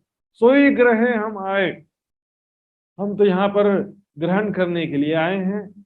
आप जो सत्य की पहचान करा दो, अपना परमात्मा के अखंड विनाशी स्वरूप धाम की पहचान करा दो, तो हम तो फिर उसे स्वीकार करने के लिए तैयार है। तब यहाँ पर सबसे पहले रामानुज संप्रदाय के विद्वान सामने आते हैं और वो अपने संप्रदाय की पद्धति विस्तार से बताते हैं कि वो कौन से शास्त्र को मानते हैं, कौन से वेद को मानते हैं, कौन सी विचारधारा है, इष्ट इनका कौन है। कहते हैं अगोचर पंथ से हमारा पंथ सबसे डिफरेंट है, अगोचर है, सबसे बहुत मुश्किल से किसी को ये ज्ञान प्राप्त हो पाता है, सबसे यूनिक है। इसको अब ध्यान पूर्वक यहाँ पर देखना। सुंदर साथ जी देखेंगे चारों संप्रदाय का शॉर्ट में परिचय देख लेंगे। बेसिकली विष्णु भगवान की मान्यता ही यहाँ पर चारों संप्रदाय में है, पौराणिक मत है चारों। विष्णु भगवान के 4 शिष्य माने गए हैं, लक्ष्मी जी, ब्रह्मा जी, शंकर भगवान और 4 सनकादिक ऋषि। तो चारों शिष्यों से ये 4 संप्रदाय चला है, ऐसा इनकी मान्यता है। रामानुज ने लक्ष्मी जी की ज्ञान परंपरा को बढ़ाया, सनकादिकों ने निम्बकाचार्य की ज्ञान परंपरा को बढ़ाया, शंकर जी की ज्ञान परंपरा को विष्णु स्वामी ने आगे बढ़ाया, ब्रह्मा जी की ज्ञान परंपरा को माधवाचार्य जी ने फैलाया। इस प्रकार चारों संप्रदाय जो है बेसिकली विष्णु भगवान से ज्ञान 4 शिष्यों में आया, फिर 4 शिष्यों से ज्ञान इनके पास आया। इस तरह से इनकी मान्यता है। तो देखते हैं रामानुज संप्रदाय का पद्धति क्या है। हमारे गुरु धर्म में कहीं नाम माला और माँ है, हमारे गुरु द्वारा चलाए हुए इस धर्म में हम हृदय में नाम का लगातार माला जपते हैं, मतलब हृदय में नाम का स्मरण करते हैं। अच्युत हमारा गोत्र अर्थात विष्णु भगवान के ही हम वंश हैं और अति शुचि अति पवित्र ये गोत्र है। प्रभु की अनंत शाखा को हम मानते हैं, अर्थात कण कण में विष्णु भगवान की चेतना को मानते हैं। शुक्ल हमारा वर्ण है, शुक्ल मतलब श्वेत वर्ण। कल बताया था मैंने, सफेद रंग किसका, ब्राह्मण का माना जाता। 4 वर्ण 4 जाति के बताया था ना मैंने, श्वेत वर्ण लाल वर्ण क्षत्रिय का, पीला रंग वैश्य का, काला रंग शूद्र का। तो श्वेत वर्ण से मतलब है कि ये ब्राह्मण है, सभी वर्णों से श्रेष्ठ हैं। सामवेद को मानते हैं, सामवेद का श्रवण करते हैं। मुक्त समीपी, तो 4 प्रकार की मुक्ति कही गई है, सालोक्य, सारूप्य, सामीप्य, सायुज्य। तो 4 में से चारों संप्रदायों ने एक एक मुक्ति ले लिया, चारों ने एक एक वेद ले लिया। तो यहाँ पर सामीप्य मुक्ति है, इन लोग मानते हैं। सामीप्य मुक्ति यानी अपने इष्ट के नजदीक ही उनको मुक्ति प्राप्त होना। मठ बैकुंठ है, हमारा मठ बैकुंठ कर दिया, क्योंकि विष्णु भगवान को आचार्य मान लिया। ज्ञान का देने वाला कौन है, विष्णु भगवान है। तो मठ का मतलब तो आश्रम होता है ना, बैकुंठ को आश्रम मान लिया देखिए, और धाम यहाँ मृत्यु लोक में धाम मान लिया। सुमेरु पर्वत की प्रदक्षिणा करते हैं। बीज मंत्र हमारा निराकार अर्थात परमात्मा को हम आकाश के समान चारों तरफ व्यापक मानते हैं। कण कण कण में जो ब्रह्म सत्ता है उसे ही ये ब्रह्म मान बैठे हैं। पद्मनाभ जो क्षेत्र है, नाभि कमल से जो ब्रह्मा जी उत्पन्न हुए थे, वो हमारा क्षेत्र है। मेलकोटा दक्षिण भारत में जो स्थान है, इनके सुख विलास का स्थान है। लक्ष्मी जी इनकी इष्ट हैं और उन्हीं से ज्ञान का प्रकाश फैलता है। ये पद्धति लक्ष्मी जी से चली है। लक्ष्मी जी को विष्णु भगवान से ज्ञान प्राप्त हुआ और लक्ष्मी जी से इनको प्राप्त हो रहा है। ये पद्धति बिन ब्रह्म आए, बोले इस ज्ञान के बिना सारी दुनिया संशय में पड़ी हुई है। बस यही सब सारा ज्ञान प्राप्त करके बैठे हैं। 14 भवन में वैकुंठ है, सोई अखाड़ा सुहा है। 14 लोक में से सबसे ऊपरी लोक जो वैकुंठ है वो हमारा अखाड़ा है। अखाड़े का मतलब भी आश्रम ही होता है, जहां पर उनके सन्यासी या उनके विद्वान रहते हैं, उसको अखाड़ा कहते हैं। रंगनाथ धाम है, देखिए वैकुंठ को अखाड़ा बना दिया। और रंगनाथ जो दक्षिण भारत में एक शहर है रंगनाथ, वो हमारा धाम है। क्योंकि धाम किसे कहते हैं, जहां पर मुक्ति प्राप्त हो या हमारे आराध्य का निवास स्थान हो, उसको धाम कहते हैं। उल्टा कर दिया, वैकुंठ को अखाड़ा बना दिया और इसको धाम बना दिया। नदी कावेरी तीरथ, कावेरी नदी हमारा तीरथ है, देवी है कमला, सारे सारे अर्थ। इस प्रकार से नारायण है देवता, विष्णु हमारे आचार्य हैं। ये पद्धति रामानुज। गायत्री है अलख निरंजन, अलख निरंजन गायत्री का मंत्र का हम जप करते हैं। श्री रामानुज की पद्धति सुनते हैं। सुन पद्धति श्री राज ने ये प्रश्न जो ये है, श्री प्राणनाथ जी ने इनकी पद्धति सुन करके प्रश्न किया। सबसे पहले का धन्य है रामानुज, तुम धन्य हो सभी। ऐसा दुर्लभ ज्ञान आपने हमको सुना दिया। पर बस एक छोटा सा संशय हमारे मन में, जग माही की कही तुम, आपने जो कुछ भी कहा 14 लोक के अंतर्गत कहा, नदी धाम तीर्थ जो भी कहा, इष्ट कहा, अखाड़ा कहा, सब 14 लोक के अंतर्गत कहे। वेद जगत को नाश, वेद शास्त्र क्या कहते हैं, 14 लोक या जगत का महाप्रलय में लय हो जाता है। दृश्यमान जगत जो है महाप्रलय में लय को प्राप्त हो जाता है। पिंड ब्रह्मांड दो प्रलय में तो कहाँ जीव को वास। सुंदर साथी ध्यान देंगे, जो सुंदर साथ में भी कहते हैं कि हृदय चक्र में सबके दिल में, दुनिया वालों के दिल में परमात्मा बैठा है। सुना सुना है गाना सूफी संत और दुनिया वालों का देखा देखी आज बोलने लगते। पिंड में होता तो मरता ना कोई, ब्रह्मांड में होता तो देखता सब कोई। पिंड ब्रह्मांड दो प्रलय में तो कहाँ जीव का वास। इसमें परमात्मा है तो फिर इसका जब प्रलय हो जाएगा तो परमात्मा तो बेघर हो जाएगा फिर, और जीव को भी ठिकाना कहाँ मिलेगा। पिंड ब्रह्मांड दो से न्यारा कबीर सोई साई। हमारा वेदों में भी लिखा, देखिए, न असत आसित न सत आसित तदानिम, न आसित रजह न व्योमा परोयत। उस समय न असत्य था न सत्य था। सृष्टि के पहले सत नहीं था, सत भी नहीं, अंतरिक्ष भी नहीं, आकाश भी नहीं था।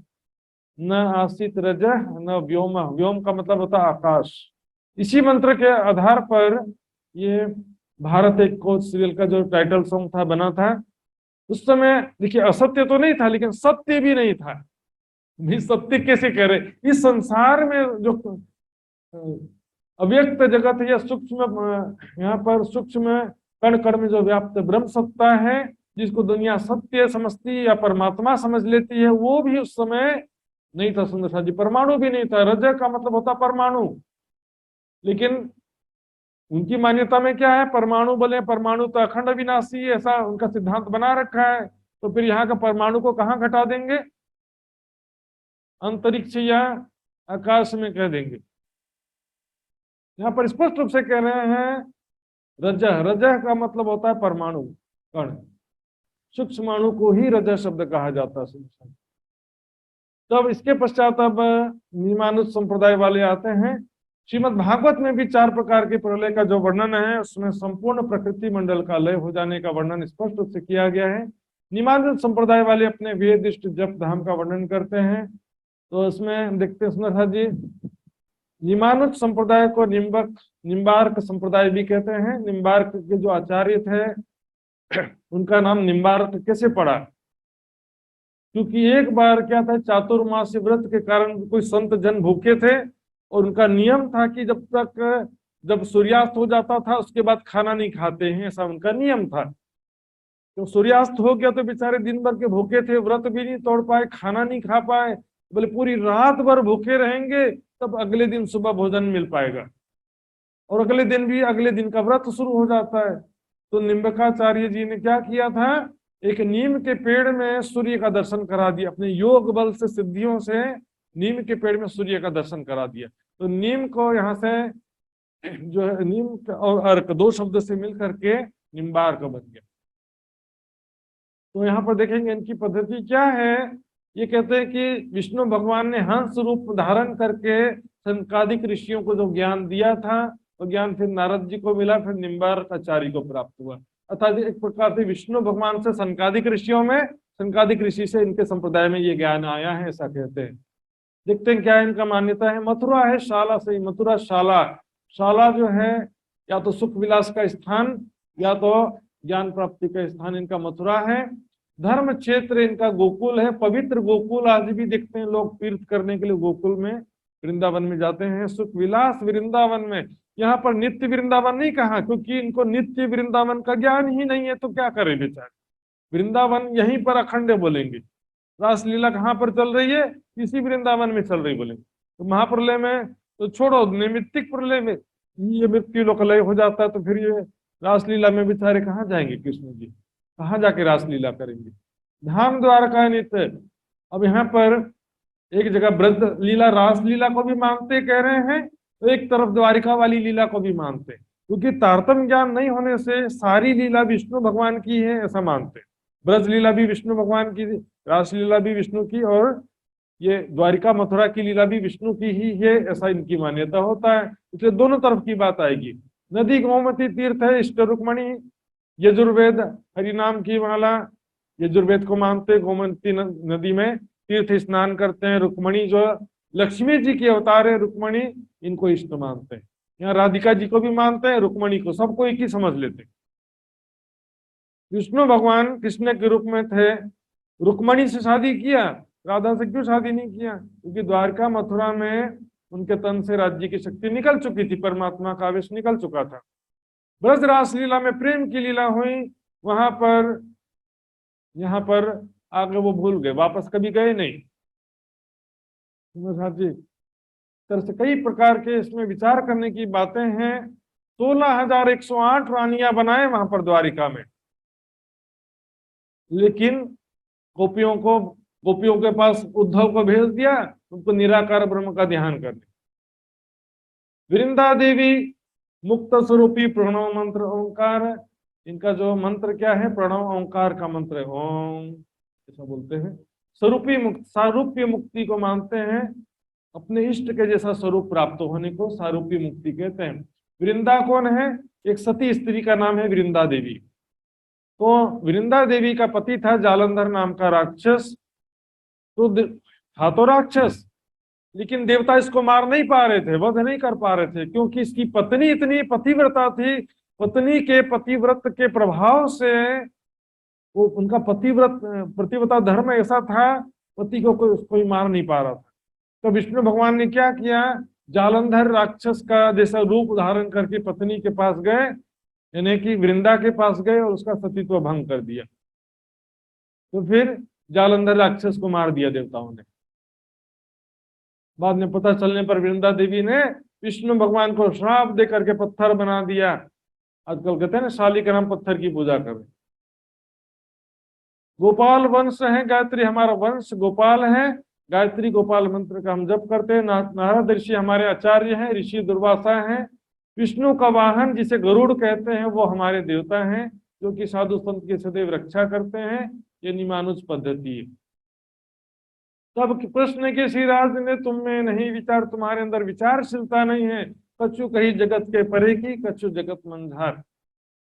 द्वारकापुरी कुछ बातें जो हैं उसकी कही जो जगत से परे अखंड है, लेकिन उनको मालूम नहीं है। जगत से परे जो परमात्मा की शक्ति की लीला को भी विष्णु भगवान की समझ बैठे। और कुछ तो यहाँ पर द्वारकापुरी, यहाँ पर विष्णु भगवान की लीला का वर्णन कर दिया जो विष्णु भगवान की शक्ति से हुआ था। सार असार को एक किए मिले नहीं मतभेद, सार असार सत्य असत्य नाशवान अविनाशी सबको एक कर दिया। तुम बिन सदगुरु क्या करो छूटे नहीं भव के, वेदों का मत भी नहीं मिलता इसमें, क्योंकि अखंड ब्रज रासलीला यदि मृत्यु लोक में माने तो मृत्यु लोक तो फिर प्रलय में लीन हो जाता है। सुंदर साथ जी यहाँ पर देखेंगे बृहद सदाशिव संहिता का ये प्रमाण है।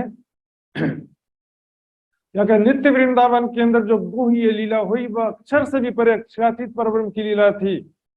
नित्य वृंदावन में परब्रह्म की लीला का जो रूप ऐश्वर्य था वही गोकुल में भी स्थित है, अर्थात ब्रज लीला में भी वही शक्ति थी रासलीला में जो थी। और बैकुंठ का जो वैभव है वो मथुरा द्वारिका के बीच में स्थित है। बैकुंठ की जो विष्णु भगवान की लीला है वो मथुरा और द्वारिका में कही गई है, और वृंदावन और मथुरा के बीच की लीला यानी 7 दिन गोकुल और 4 दिन मथुरा की लीला मध्यवर्ती मध्यासीन वर्ती गोकुल गोलोकी स्वरूप की है। अब आते हैं विष्णु स्वामी संप्रदाय के विद्वान आते हैं, कहते हैं हमको मालूम था, हमारे बिना आपको कोई जवाब नहीं दे सकता। अपने संप्रदाय के विषय में कहते हैं उनका क्या इष्ट है, किसकी उपासना करते हैं, कौन से वेद को मानते हैं, किसके नाम का जप करते हैं, सारा बताते हैं। विष्णु कांची है धर्मशाला श्वेत गंगा चक्र तीर्थ समय।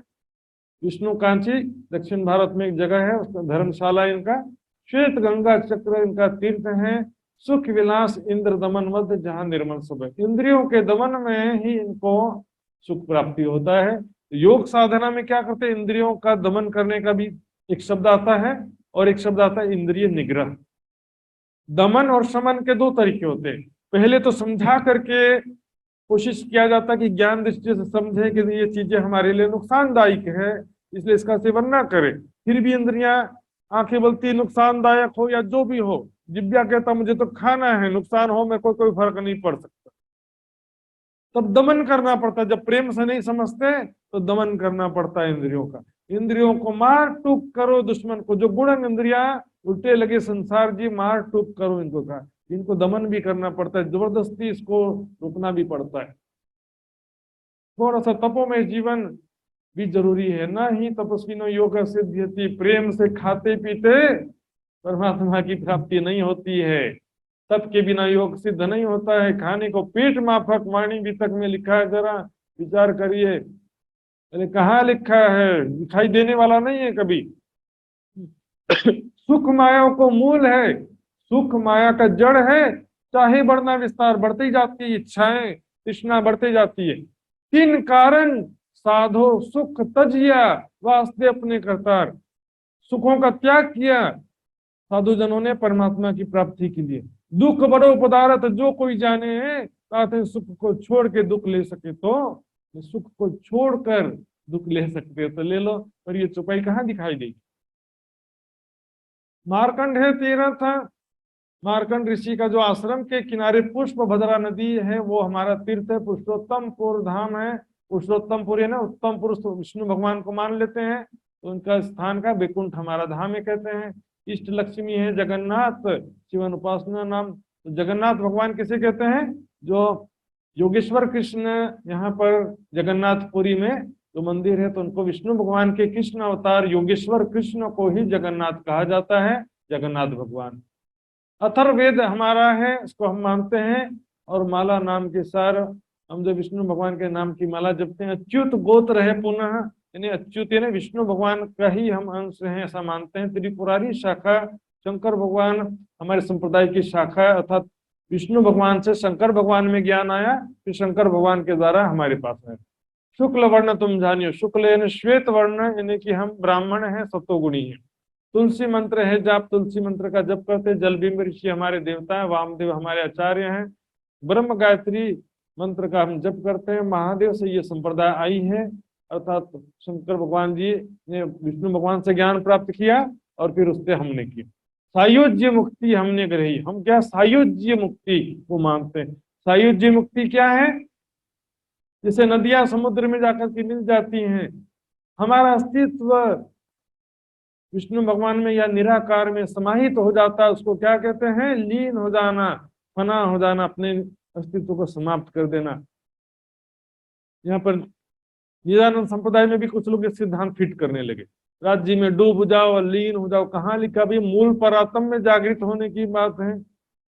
और स्वरूप देख करके जो थोड़ी देर के लिए उसमें खो जाते हैं, उसको लीन होना या अस्तित्व रहित होना नहीं कहते, क्योंकि एक अंग में तभी तक डूबे रहते हैं जब तक आंखों के सामने दूसरे अंग की शोभा नहीं आती। राज्य के हृदय में हारों की शोभा देख रही हूँ, राज्य मूवमेंट हो गया, थोड़ा हिल गए, तो हमारे आंखों के सामने क्या होगा, दूसरा अंग आ जाएगा। वो निराकार की स्थिति नहीं होती है उसमें कभी भी। साकार को देख करके खोएंगे तो साकार की स्थिति बनी रहेगी, निराकार को देख के खोएंगे तो निराकार की स्थिति बनी रहेगी। तब जो है कान्हा जी कहते हैं, तुम तो ये जग में कहीं जग के अंतर्गत का आप कह रहे हो, पुराण वेद पुराण जगन्नाथ कहे रहे कहाँ संप्रदाय विराज। वेद पुराणों में जगत का नाश का है, तो इस संप्रदाय आपकी संप्रदाय के अनुयायियों को कहाँ मुक्ति मिलेगी। देवी भागवत में स्पष्ट रूप से लिखा है, संख्या चेद सामस्ते न विश्वानाम कदाचन ब्रह्मा विष्णु शिवादि नाम तथा संख्या न विद्यते।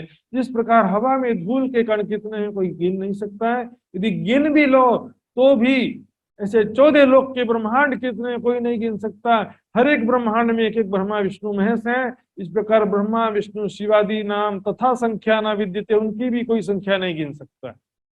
और कह दिया आगे, अहम ब्रह्मा अहम विष्णु शिव अहम इति मोहिता, मैं ब्रह्मा हूँ, मैं विष्णु हूँ, मैं शिव हूँ, ऐसा सोचकर हम भी मोहित हो रहे हैं। हम अपने मूल स्वरूप को या परमात्मा तत्व को नहीं जानते हैं। न जानिमो वयम धाता परम वस्तु सनातनम।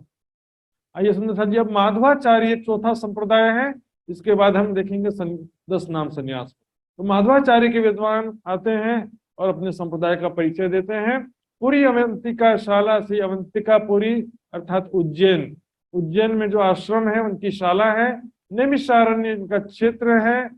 सुख विलास अंग पातमत, अंग का पतन या देह दमन करने ही इनका, उसी में इसको सुख प्राप्त होता है। क्योंकि देखिए जब उपवास या तप करते हैं सुंदर साथ जी, दिस इज नॉट वेस्टेज। यहाँ पर हमारा टारगेट क्या है वो डिपेंड करता है। यदि मैं पुण्य की कामना से तप कर रहा हूं तो सकाम कर्म है, कर्म बंधन है। लेकिन यदि मैं परमात्मा की प्राप्ति के लिए तप कर रहा हूं तो तप से क्या होता है, हमारे शरीर की अशुद्धियां जलती है, अशुद्धियां समाप्त होती हैं। शरीर की अशुद्धियां जब समाप्त होती हैं तो शरीर में सतोगुण बढ़ता है, और सतोगुण बढ़ता है तो परमात्मा के ध्यान में सहायता होती है। इसलिए सप्ताह में एक दिन उपवास का नियम बनाया गया कि एक दिन हम पूरे दिन अल्प मात्रा में सात्विक भोजन करते हुए परमात्मा का ध्यान पूरे दिन करते रहे। लेकिन यहाँ तो सिर्फ भूखे रहने का नाम उपवास समझ लिया लोगों ने। अलग अलग बद्रीनाथ धाम है, स्वयं बद्रीनाथ हमारा धाम है, अलकनंदा नदी तीर्थ है, और सावित्री हमारी इष्ट है। सावित्री देवी सरस्वती भी कहते हैं। आदि वेद जो सबसे पहला वेद है ऋग्वेद, उसको हम मानते हैं। हरि नाम की माला हृदय में जपते हैं। विष्णु गायत्री मंत्र का गान करते हैं। विष्णु हंस स्वरूप मंत्र यानी हंस स्वरूप में जो विष्णु भगवान प्रकट हुए थे उसका हम मंत्र जपते हैं। ब्रह्मा हमारे आचार्य हैं, क्योंकि विष्णु भगवान से ब्रह्मा जी को भी ये ज्ञान प्राप्त हुआ था, और ब्रह्मा जी के द्वारा फिर ये संप्रदाय आगे आया। हंस रूप में जो प्रकट हुए थे उसी को ही हंस ऋषि हमारे देवता हैं, ब्रह्मा से संप्रदाय आई है। सालोक की मुक्ति को हम मानते हैं, अर्थात उसी लोक में हमको मुक्ति मिलना, अर्थात जैसे विष्णु भगवान की भक्ति कर रहे हैं तो वैकुंठ में आपको जगह मिल जाना। ये पद्धति माधवाचार्य की ये पद्धति है। तो प्राणनाथ जी ने फिर वही प्रश्न किया कि आपने 14 लोक के अंतर्गत कहा है, और वेद कहता है कि जगत भ्रम है, असत्य है, मिथ्या है। वैदिक मान्यता उस समय जो संन्यास मत ही वैदिक मान्यता के रूप में प्रचलित थी। करके जगत का जब लय हो जाएगा तो फिर मुक्ति कहाँ पर प्राप्त होगी। तो जी रामायण में भी देखेंगे स्पष्ट रूप से लिखा है, नेति नेति जही वेद निरूपा निजानंद निरूपाधि अनुपा शंभु विरंची विष्णु भगवाना उपजही जासु अंशित जाना। परमात्मा के सत्ता से असंख्य ब्रह्मा विष्णु महेश की उत्पत्ति हो जाती है। वैकुंठ वैकुंठ भी जो करते हैं, देखिए 90% हिंदुओं को तो वैकुंठ का मालूम ही नहीं है। स्वर्ग की ही कामना रहती है और स्वर्गवासी हो जाते हैं वो सारे। मरने के बाद सभी के आगे स्वर्गवासी लिख दिया जाता है। लेकिन यहाँ पर देखेंगे वैकुंठ यदि गए भी, वैकुंठ जो है जाना इतना आसान नहीं है। राजा परीक्षित ने ऐसे बहुत ज्यादा वैराग्य हो, ज्ञान हो, भक्ति हो, तब जा सकते हैं वैकुंठ। निष्काम भक्ति वैराग्य साधना के द्वारा निष्काम भक्ति करना पड़ता है। लेकिन उसके बाद भी क्या वैकुंठ अखंड अविनाशी है, जो शाश्वत है, पहले से अखंड है तब अभी भी है। लेकिन जो चीज बनी है तो एक न एक दिन मिटेगी। और वैकुंठ धाम अनादि नहीं है। देखिए विष्णु भगवान ने देवी लक्ष्मी की प्रार्थना से उनको प्रसन्न करने के लिए वैकुंठ धाम की रचना की थी। तो वैकुंठ जब बनाया गया है तो जो चीज बनी है वो तो लय होगी। और श्रीमद् भागवत के अनुसार तीसरा जो प्राकृत प्रलय है उसमें संपूर्ण 14 लोक लय को प्राप्त हो जाते हैं। सुंदर साथ जी बोलो श्री प्राणनाथ प्यारे की। अब आते हैं 10 नाम सन्यासी। तो सुंदर साथ जी मैंने इसका परिचय एक बार विस्तार से दे चुका हूं। सूरत के प्रसंग में, भीम भट्ट श्याम भट्ट के प्रसंग में संन्यास मत का मैंने विस्तृत परिचय दिया था। फिर भी यहाँ पर दोबारा थोड़ा थोड़ा दिखेंगे विस्तृत परिचय। वहां पर आप जाकर के 2 दिन पहले का वीडियो आप देख सकते हैं सूरत के प्रसंग का। वहां पर और यहाँ पर एक ही बात है। संन्यास मत और वेदांत दर्शन उस समय में एक ही बात लगभग था, क्योंकि जो संन्यास मत था आदि शंकराचार्य जी के द्वारा स्थापित मत है, और शंकराचार्य जी का जो संन्यास मत है ये वेदांत दर्शन से ज्यादा प्रभावित है। आइए देखते हैं सुंदर साथ जी।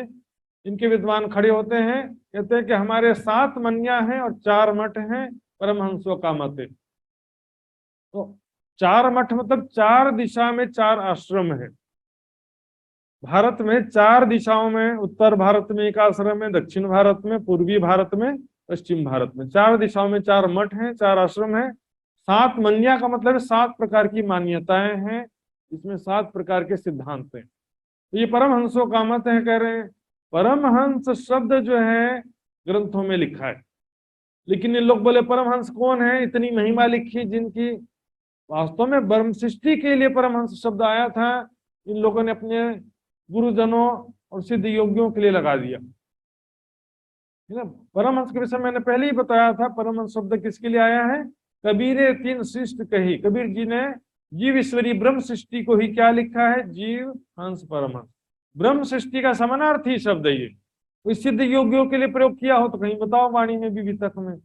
नदी किलकिला तीर पर उतरे परमहंस आए, वो कहीं सिद्ध योगियों के लिए थोड़ी प्रयोग किया गया है सब। अभी क्या बोलेंगे? सरकार जी परमहंस नहीं थे। क्यों नहीं थे भाई? तो चमत्कार नहीं दिखा आपने इसलिए उनको परमहंस नहीं थे ऐसा कहोगे? परमहंस अब सारे ब्रह्म सृष्टि है। पन्ना जी में आने वाले सारे सुंदर 7 को परमहंस कहा गया। नदी किलकिला तीर पे उतरे परमहंस आए, दिन में सिरदार अक्षरातीत। प्राणनाथ जी को परमहंस नहीं कहा, परमहंसों का सिरदार कहा। आज क्या बोलेंगे? हमारे गुरु परमहंस हैं, अर्थात हमारे गुरु राज जी के स्वरूप। कोई प्रमाण नहीं, और अंधभक्ति के लिए कोई प्रमाण की जरूरत भी नहीं होती। देखा देखी चमत्कारिक बातों के आधार पर जिनकी श्रद्धा स्थापित हुई है, इसी श्रद्धा का क्या फायदा? जिसकी श्रद्धा का कोई आधार नहीं, वाणी मंथन करने की, सत्य असत्य परखने की क्षमता ही नहीं है, ऐसे लोग की श्रद्धा और विश्वास का लाभ भी क्या है और इनकी मान्यता क्या है? मान मूढ़ों में पामे जैसी स्थिति। सो अज्ञानियों का विश्वास और तारीफ सुनने से बेहतर है एक विद्वान की निंदा सुनना। तो प्रथम मठ जो है पश्चिम दिशा की है, अर्थात गुजरात की। यहाँ पर शारदा मठ है, परम द्वारिकापुरी क्षेत्र है। द्वारिकापुरी कहाँ पर है? गुजरात में है ना। सुदेश्वर देवता सिद्धेश्वर हमारे देवता हैं। भद्रकाली देवी है, गंगा गोमती तीर्थ है, अनुभूति स्वरूपाचार्य हमारे आचार्य। सुंदर साथ जी सोचेंगे कि जब संन्यास मत है और परमात्मा को कण कण में व्याप्त मानता है, हृदय चक्र में स्थित जीव चेतना को भी परमात्मा मानकर उसी का ही हृदय चक्र में ध्यान करते हैं, तो प्रिया देवी की बात क्यों आ रही है? गंगा गोमती नदी की बात क्यों आ रही है यहाँ पर? तीर्थ। देखिए सुंदर साथ जी, कण कण में ब्रह्म मानने के कारण धीरे धीरे कैसे डाइवर्ट होते गए। तो कल कण में ब्रह्म सत्ता को ब्रह्म मान लिया, तो बोले कण कण में किसकी चेतना व्याप्त है? उनकी दृष्टि कहाँ तक पहुंचती है? नारायण भगवान तक। तो नारायण यानी विष्णु भगवान को ही वो। और देखिए पौराणिक मान्यता में विष्णु भगवान और आदि नारायण अलग अलग भी नहीं मानते। नारायण शब्द विष्णु के लिए ही प्रयोग किया गया। नारायण नारायण, नारद ऋषि किसके लिए बोलते हैं? विष्णु भगवान के लिए तो बोलते हैं नारद ऋषि नारायण, आदि नारायण के लिए नहीं बोलते हैं वो। यहाँ पर नारायण शब्द किसके लिए प्रयोग किया जा रहा है ये भी ध्यान देना पड़ता है। तो इनकी मान्यता के अनुसार कण कण में ब्रह्म सत्ता ब्रह्म है, कण कण में ब्रह्म है, तो क्या कहेंगे? इसलिए धीरे धीरे डाइवर्ट होते जाते हैं। सूर्य स्वरूप परमात्मा, अग्नि स्वरूप परमात्मा, इंद्र स्वरूप परमात्मा, उसको संसार में घटाते जाते हैं। फिर भी इनका ध्यान निराकार का ही ध्यान करते हैं। और साकार का भी ध्यान कैसे करते हैं? लेकिन गुरु जी का साकार स्वरूप का या किसी भी हनुमान जी का या विष्णु भगवान का किसी का भी ध्यान करते हो तो स्थूलता से सूक्ष्मता की ओर आओ, अर्थात ऐसे ध्यान में एक बिंदु बना करके देखो और धीरे धीरे आपको क्या होगा, वो स्वरूप निराकार प्रतीत होने लगेगा। उस सिद्धांत को राज्य में घटा दिया। बताओ, कुछ लोग बोलते हैं राज्य के स्वरूप में एक बिंदु को देखो तो धीरे धीरे राज्य का स्वरूप अंगों से अवयव से रहित निराकार प्रतीत होने लगेगा। उसको यहाँ पर घटा दिए। बताओ, ऐसे भी विद्वान है हमारे बीच में। भद्रकाली देवी यहाँ पर कह रहे हैं, लेकिन देवी या आदि नारायण या नारायण या किसी देवी या किसी देवता को परमात्मा का मूल स्वरूप नहीं मानते। परमात्मा तो मूल स्वरूप से निराकार ही ये मानते हैं। अभी आएगा आगे, अहम ब्रह्मास्मि तत्वमसि सर्वम खल्वम इदम ब्रह्म, नारायण ब्रह्म ऐसा नहीं कह रहे कभी।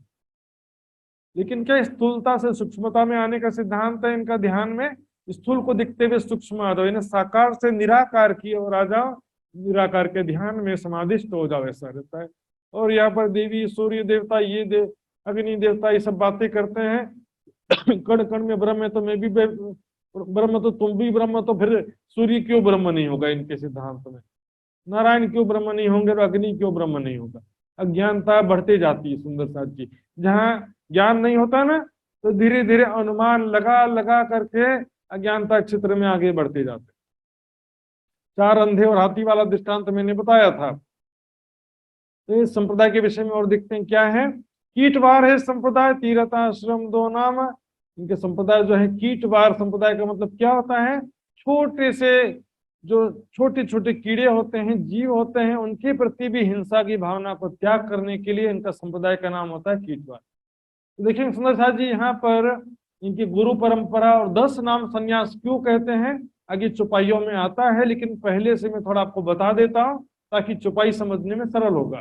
तो शंकराचार्य जी, आदि शंकराचार्य जी के 4 शिष्य थे, ब्रह्माचार्य, पद्माचार्य, नराटोटकाचार्य, श्रृंगी ऋषि। ये 4 शिष्य किसके थे, आदि शंकराचार्य जी के। तो इनके आगे चल करके ब्रह्माचार्य के शिष्य हुए स्वरूपाचार्य, उनके 2 शिष्य हुए तीर्थ और आश्रम नाम के 2 शिष्य हुए।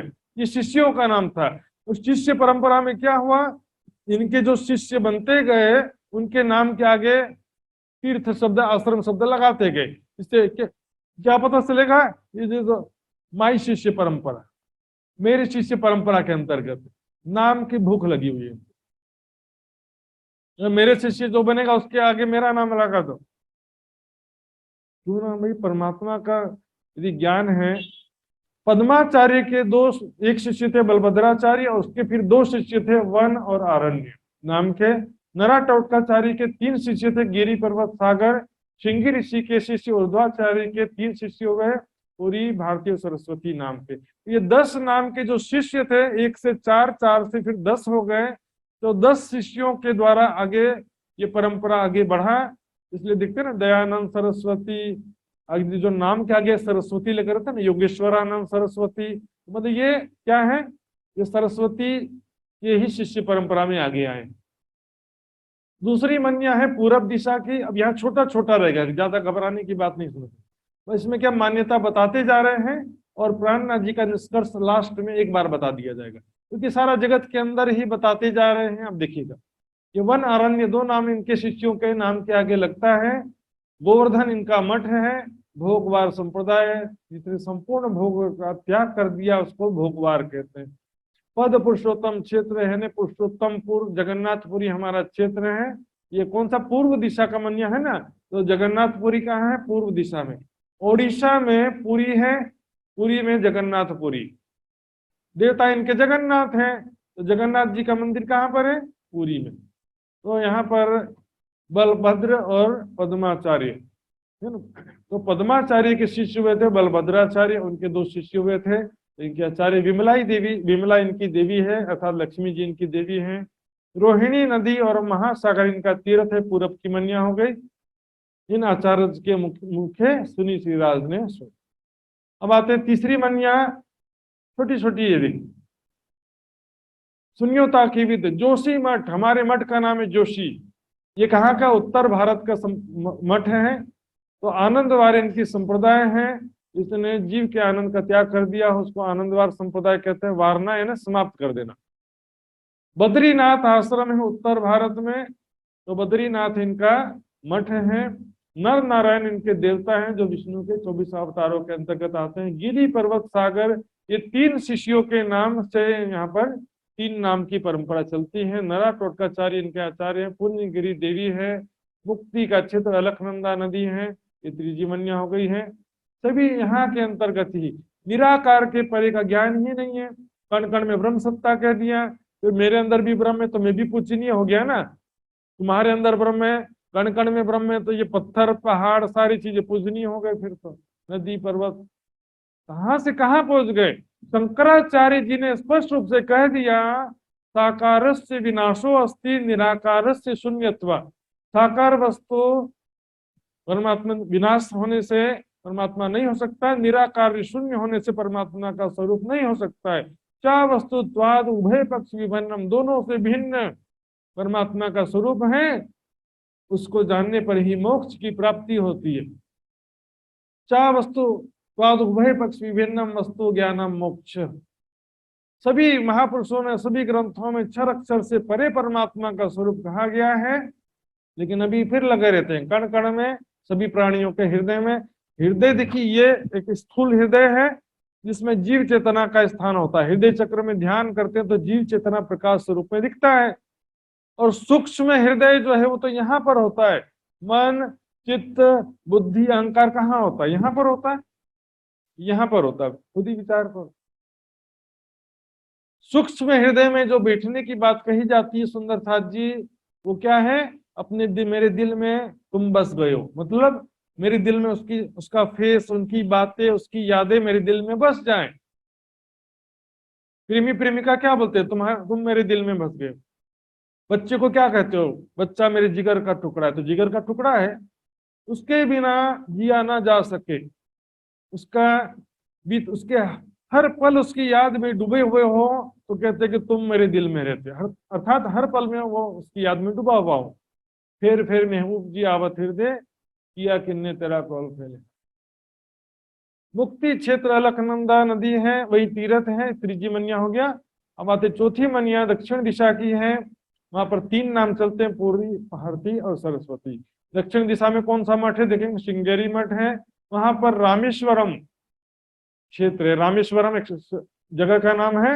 वहां पर भूरवार संप्रदाय है, अर्थात बाह्य सौंदर्य का त्याग करना, सजना संवरना छोड़ देते हैं। शंकर और आदि वराह इनके देवता है। कामाख्या देवी आज भी देखते हैं, कामाख्या जो मंदिर है वहां पर असम में। श्रृंगी ऋषि इनके ऋषि है, श्रृंगी जी, और पृथ्वीधराचार्य इनके आचार्य। तुंगभद्रा नदी इनका तीर्थ है। चौथी मनिया हो गया। अब 5वीं मनिया देखेंगे ध्यान से साथ जी। ऊर्ध्वा इनका नाम है 5वीं मनिया। 4 मठ तो 4 दिशाओं में शंकराचार्य जी ने स्थापित किया था, लेकिन 5वीं मनिया का कोई स्थायी मठ नहीं है, लेकिन अलंकारिक वर्णन है।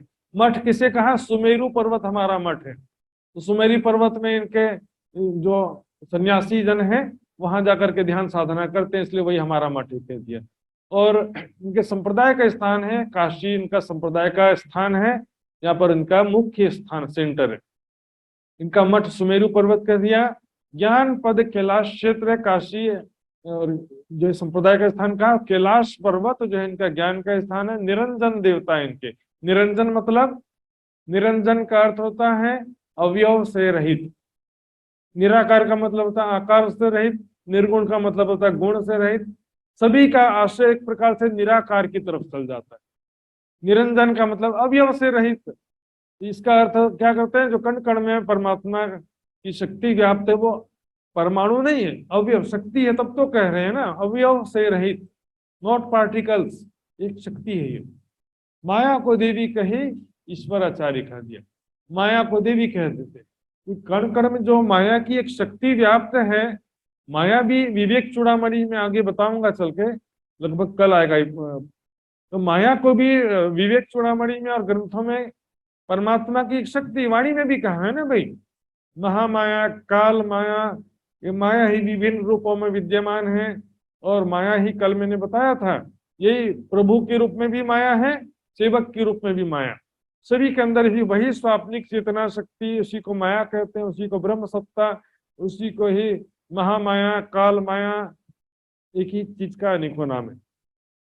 मेरी ही चित्त की चेतना से मेरा सारा स्वप्न चल रहा होता है, और मेरे स्वप्न में, मेरे तन में भी मेरी चित्त की चेतना शक्ति होती है, मेरे स्वप्न में अन्य लोगों के अंदर भी मेरी ही चित्त की चेतना शक्ति होती है। इसलिए माया को एक शक्ति मान करके उनको देवी मान, शक्ति तो है ही है, लेकिन भाई एक स्वाप्निक चेतना शक्ति है। इस नश्वर जगत से परे परमात्मा के मूल स्वरूप का ज्ञान नहीं होने से यहीं तक लटके हुए।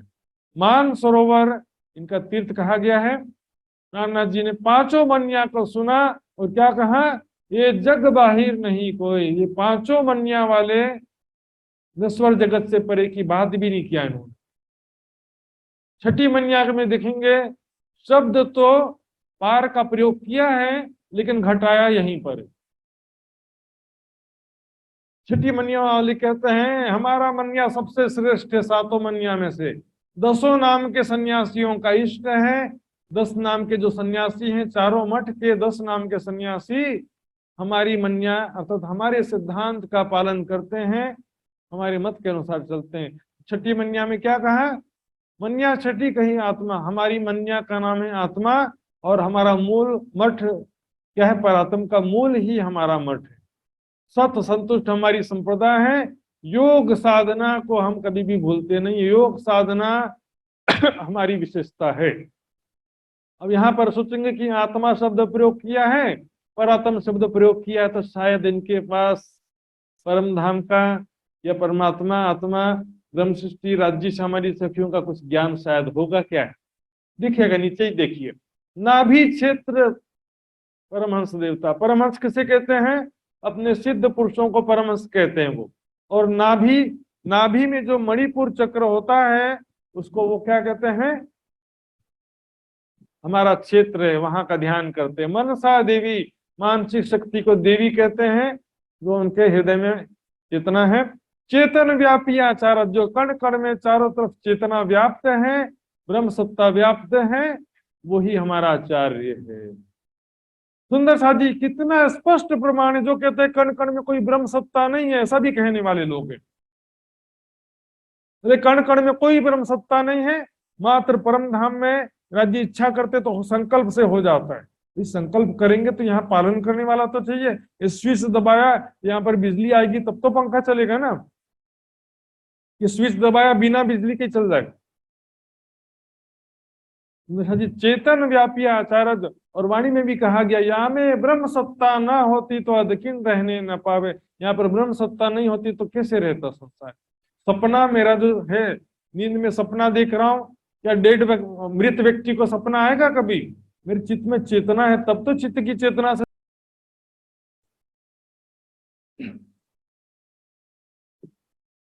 तो जी यहाँ पर आत्मा परमात्मा शब्द प्रयोग किया है, लेकिन देखिए सारा चीज कहाँ की बात करें, क्षर अक्षर से परे की बात ही नहीं है। चेतन व्यापी आचार्य त्रिकुटी तीर्थ जाना। त्रिकुटी यहाँ पर दोनों भावों के बीच में त्रिकुटी कहते हैं। यहाँ पर ध्यान कर रहे हैं, नाभि में मणिपुर चक्र है, वहां पर ध्यान कर रहे हैं। हृदय में हृदय चक्र है, वहां पर ध्यान करते हैं। कण कण में व्याप्त उसको आचार्य मानते हैं। निराकार से पार की बात ही कहाँ है यहाँ पर। और परमहंस को जो कह रहे हैं कि यहाँ पर परमहंसों का मत है से ऐसा कहते हैं, तो यहाँ पर परमहंस देवता कहा गया ना। और परमहंस किसे मानते हैं, अपने सिद्ध योगियों को परमहंस मानते हैं। उनका दिखा देखी सुंदर साध में भी कहते परमहंस परंपरा कहते। परमहंस परंपरा नहीं होता, परमहंस तो ब्रह्म सृष्टि को कहा गया। वाणी के कई प्रमाण और भी दिखेंगे। पहले तो मैंने बड़ी वृत्त का प्रमाण दिया था कि कबीर सृष्टि तीनों कही कबीर ने, एक परमहंसो हंसो नाम, तीसरी सृष्टि जीव की सब भी स्वाभाविक। तो लेकिन वाणी में भी दिखेंगे, वितक में उतरे परम नदी की किला तीर पे उतरे परमहंस आए, तिनमें श्रीदार अक्षरातीत देख अपना ठोर सुख पाए। और प्राणनाथ जी को परमहंस नहीं कहा गया। और पन्ना जी में बोले कि आने से पहले ही परमहंस बन गए सारे, ऐसा भी बोलते हैं। जब परिक्रमा सागर श्रृंगार की वाणी ही अवतरित नहीं हुई, पहले से परमहंस बन गए सारे। देखिए खुलासा की छुपाई, परमहंस जाहिर भय जाहिर धाम धनी अखंड। परमहंस जाहिर भय अर्थात ब्रह्म सृष्टि की पहचान दुनिया में जाहिर हुई, और परमात्मा की पहचान दुनिया में जाहिर हुई। परमहंस बन गए ऐसा कहीं लिखा होता बता? सरोवर क्षेत्र है सही, सरोवर मान सरोवर इनका क्षेत्र है, छठी मनिया की विद है। ये बात है साथ की लेता आप पढ़ते, तो सुंदर साथ की बात है। परमहंस कितना स्पष्ट कह दिया, ये परमहंस की बात किसकी, सुंदर साथ की बातें हैं, अपने ऊपर घटा रहे। कहाँ नश्वर जगत से परे, अक्षर अक्षर से परे परम धाम की बात है, अपने ऊपर घटा देते हैं। शब्द तो ले लिया लेकिन उसके पीछे लक्ष्य की पहचान नहीं हुई। सातवीं मनिया के जम्बो दीप भरत खंड माहे, ब्रह्मा पुत्र शिखा सही सूत्र साकत है। ब्रह्मा जी के जो पुत्र हैं सनत सनातन सनंदन सनत कुमार, ये चारों पुत्र जो है उनकी शिखा है, अर्थात वहीं से इनका सर्वोच्च स्थान मानते हैं। और सूत्र भी वही है, शाखा भी वही है, उसी से शाखा है। यज्ञो पवित्र में सूत्र, यज्ञो पवित्र भी इसको बाह्य रूप से पहनते हैं, उसको भी सूत्र मानते हैं। इस प्रकार 7 मनिया और 4 मठ का वर्णन आता है। चारों दिशाओं में एक एक मठ है। 4 मठ के ब्रह्मचारियों का जो है स्तर के आधार पर 4 नाम होता है, आनंद स्वरूप चेतन प्रकाश, 4 प्रकार के स्तर होता है, हंस परमहंस बोध कुटीश्वर, उन्होंने ऐसा नाम रखा हुआ है, लेकिन इसका वास्तविक अर्थ नहीं मालूम। हंस का मतलब क्या कहा गया वाणी में, ईश्वरी सृष्टि को कहा गया। तो 4 स्तर के सन्यासी होते हैं। कुटीश्वर यानी घर में रहते हुए सन्यासी जैसा जीवन होता है। और बहुदक में क्या होता है कि 7 घर से भिक्षा मांगकर नगर से बाहर रहना होता है। 7 घर से 8वें घर में नहीं मांग सकते, दिन भर भिक्षा ही मांगते रहेंगे तो साधना कब करेंगे। हंस जो है तीसरा स्तर कहा गया इन लोगों ने। इसमें क्या होती है कि किसी प्रकार के लौकिक कामना नहीं होती है, आत्मदशा को प्राप्त हो गए हैं, ऐसा मानते हैं। अपने जीव चेतना में स्थित, जीव चेतना को ही शुद्ध स्वरूप में आत्मा कहते हैं और आत्मा को ही परमात्मा का स्वरूप मानते हैं। अहम ब्रह्मास्मि के सिद्धांत अनुसार वो ब्रह्म रूप हो गए। और परमहंस जो है परमात्मा दशा, परमहंस दशा कहते हैं परमात्मा का साक्षात्कार, यानी कि अपने आत्मा के स्वरूप का साक्षात्कार, कण कण में उसी का साक्षात्कार, सभी के अंदर उसी आत्मा का चेतना का साक्षात्कार करते हैं। वही चेतना जो मेरे हृदय चक्र में है, वही जीव चेतना सभी प्राणियों के हृदय में उस चेतना का साक्षात्कार करते हैं, कण कण में स्थित उसी चेतना का साक्षात करते हैं, तो सर्वम खलवम इदम ब्रह्म हो जाता है। ये 12 महावाक्य देखेंगे सुंदर साथ जी क्या है, ये मंत्र उनके अलग अलग मंत्र हैं, तो मंत्र आप टीका में देख सकते हैं। तो 12 महावाक्य हैं। प्रज्ञानम ब्रह्म, अर्थात ब्रह्म जो शुद्ध ज्ञान स्वरूप है, प्रकृष्ट ज्ञान स्वरूप है। अहम ब्रह्मास्मि, मैं ब्रह्म हूँ, तत्वमसि, तुम भी वो ब्रह्म हो, अय आत्मा ब्रह्म। यह आत्मा मतलब ब्रह्म आत्मा की बात नहीं, यहाँ पर हृदय चक्र में जो चेतना शक्ति है वो शुद्ध अवस्था में उसको आत्मा कहते हैं, और अज्ञान अवस्था को वो जीव कहते हैं। जीव भाव या जीव दशा को प्राप्त हुआ आत्मा अपने परमात्मा स्वरूप को पहचान लेता है, तो उसी को मोक्ष कहते हैं।